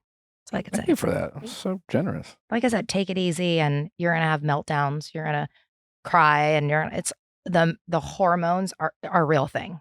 Yeah. Did you have any meltdowns? Because people keep asking us about that in terms of like from the pregnancy standpoint. And Natalie's really been a delight. I had a great pregnancy. I had to say I had a great pregnancy. Having the baby was very tough for me. I think because I was so scared of like death and like all like I didn't know what to do with Max. Like and I had a baby nurse. Even so, it was still so scary. And I just think it's like they're going to be fine and you're going to be fine. But you will have hormonal and non-hormonal breakdowns. It's very normal, and I isolated myself a lot from my friend. I just like, it was very tough for me. If you want to share, like your friends will listen to you, you know what I mean? Mm-hmm. And you can call me like, if you're like really losing it, like it's hard, you will get out of it and it'll be so great. What advice do you have for me? Be easy on her. No problem. I remember Rob was like, he felt more, I think he felt bad because he felt like he couldn't help me, and just by being there, and it's like, I'm here if you need like that, just be a great support. You're going to love it. Sleep deprived is actually like one of the biggest forms of torture. So like you will be tortured without sleep. You'll get your sleep back. Do you guys have a snoo? We have the 4 moms one that. Okay, but the sleeping bassinet sleep? Yes. If you want a snoo, I'll get you one. Okay. I'm the first investor, so I that's my thing. Okay, great. Snoo, so I'll send you one. Do people realize how successful of a businesswoman you are?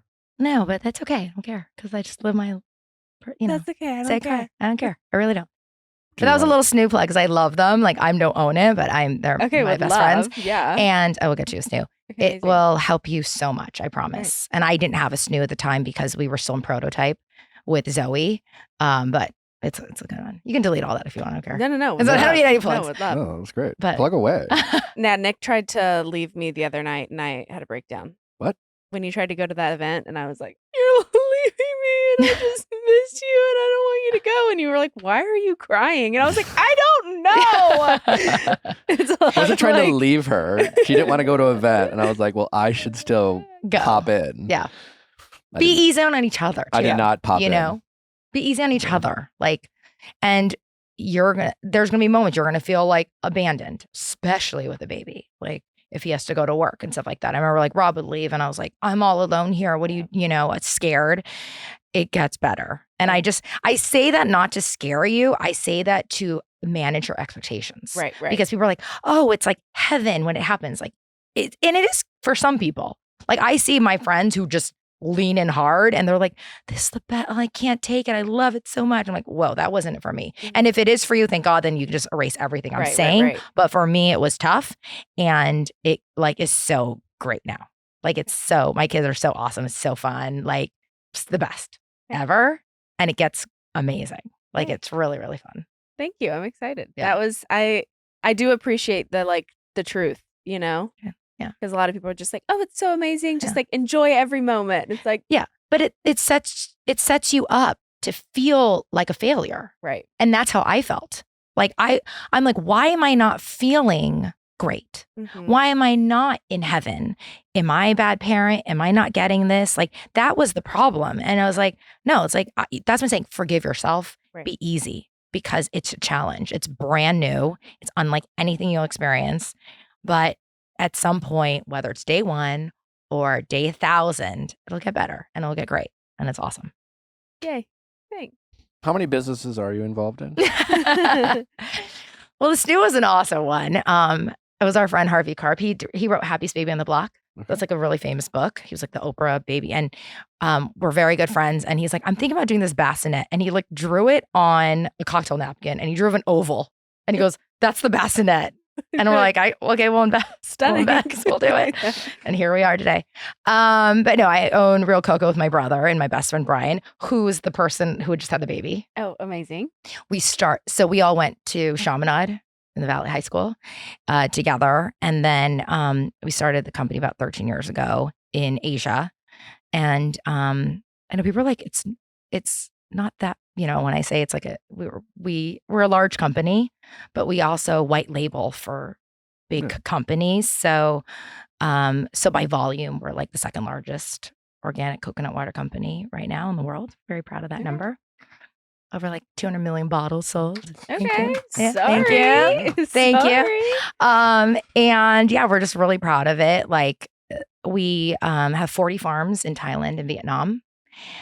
We actually just took the kids to Thailand and Cambodia in August. So they got to go see the farms, which is really fun. And we have coconut waters, we have coconut milks. We're starting another line of coconut products. And it's just the best plant-based product because all our water is recycled. We don't use any sprinklers. And all our farms are owned by the private families. We do not buy it from them. We want to keep it in their families. We just essentially buy all their all their like coconuts. Patronage. Yes. And like Love so it's been, it's amazing to support Asian families and have an Asia-based company. So yeah, that we started that a long time ago. It's been really fun. I'm going to plug this. I'm actually doing an Asian night market at Sportsman's Lodge. Yeah. Right you know where that is? Yeah. Oh yeah, yeah. So I'm doing that December 15th and 16th, Friday, Saturday night. My brother and I are starting a new dumpling company. So we're going to launch it there. Love a dumpling. So you can buy frozen there. I'm going to open up my Instagram, a new Instagram page soon and start promoting. It's like in 2 weeks. I haven't even started promoting it How yet. can people learn more? On my Instagram, Crystal Kung Minkoff, and then I'll link it to like a new page and then we'll do frozen and but the night market, we have like a cool boba company. We have like different things and it'll just be 2 nights. And if it's successful, we'll keep going. We're calling it Kung Dumpling Company. Me and my brother. Just like a fun thing. Like there's not enough Asian night markets out here. And like, that's how we grew up. Like we spent our summers in Taiwan and the kids this summer were like, loved it. They just, in Thailand, everything was like $1 trying all these different foods. And I'm like, why don't we just literally made it up. And when we came back from summer break, we're like, let's just do one. And my friends happened to own the complex. And I called her. I was like, can we do this? And she's like, yeah. So yeah, it's going to be in a couple weeks. We'll come. Yeah. So that's another new business. But that's it. That's all I really do. What's your Din Tai Fung order?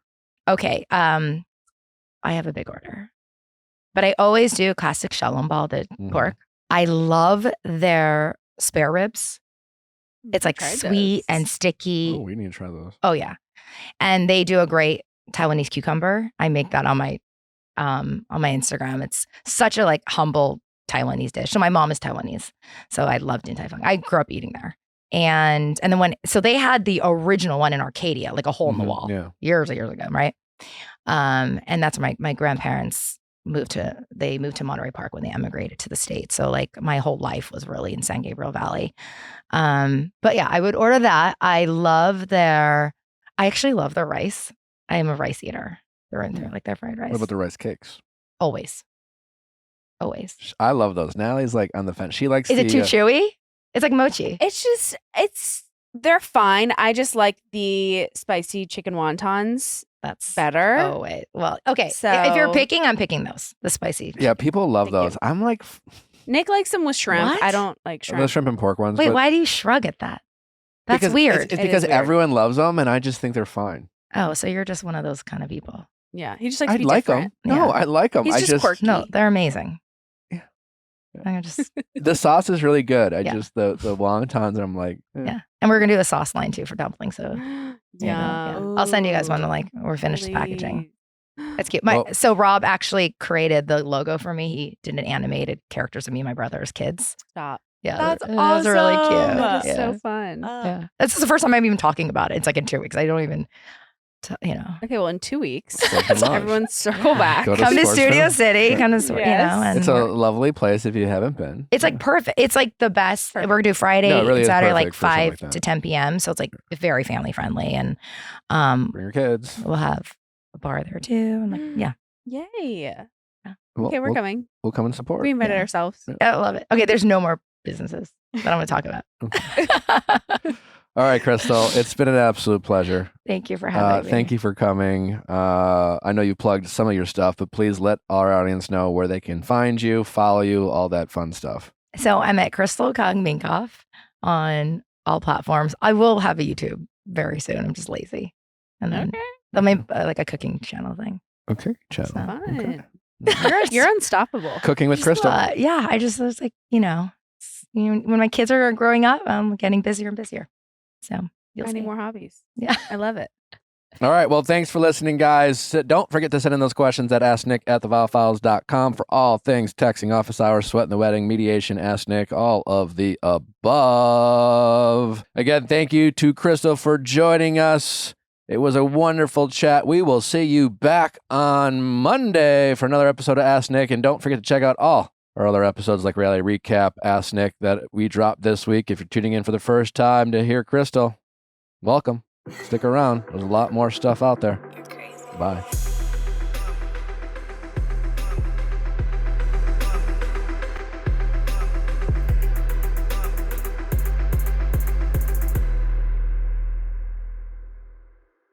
Hey guys, if you loved what you listened to, make sure you hit that subscribe button below. Thanks for listening. We'll see you next time.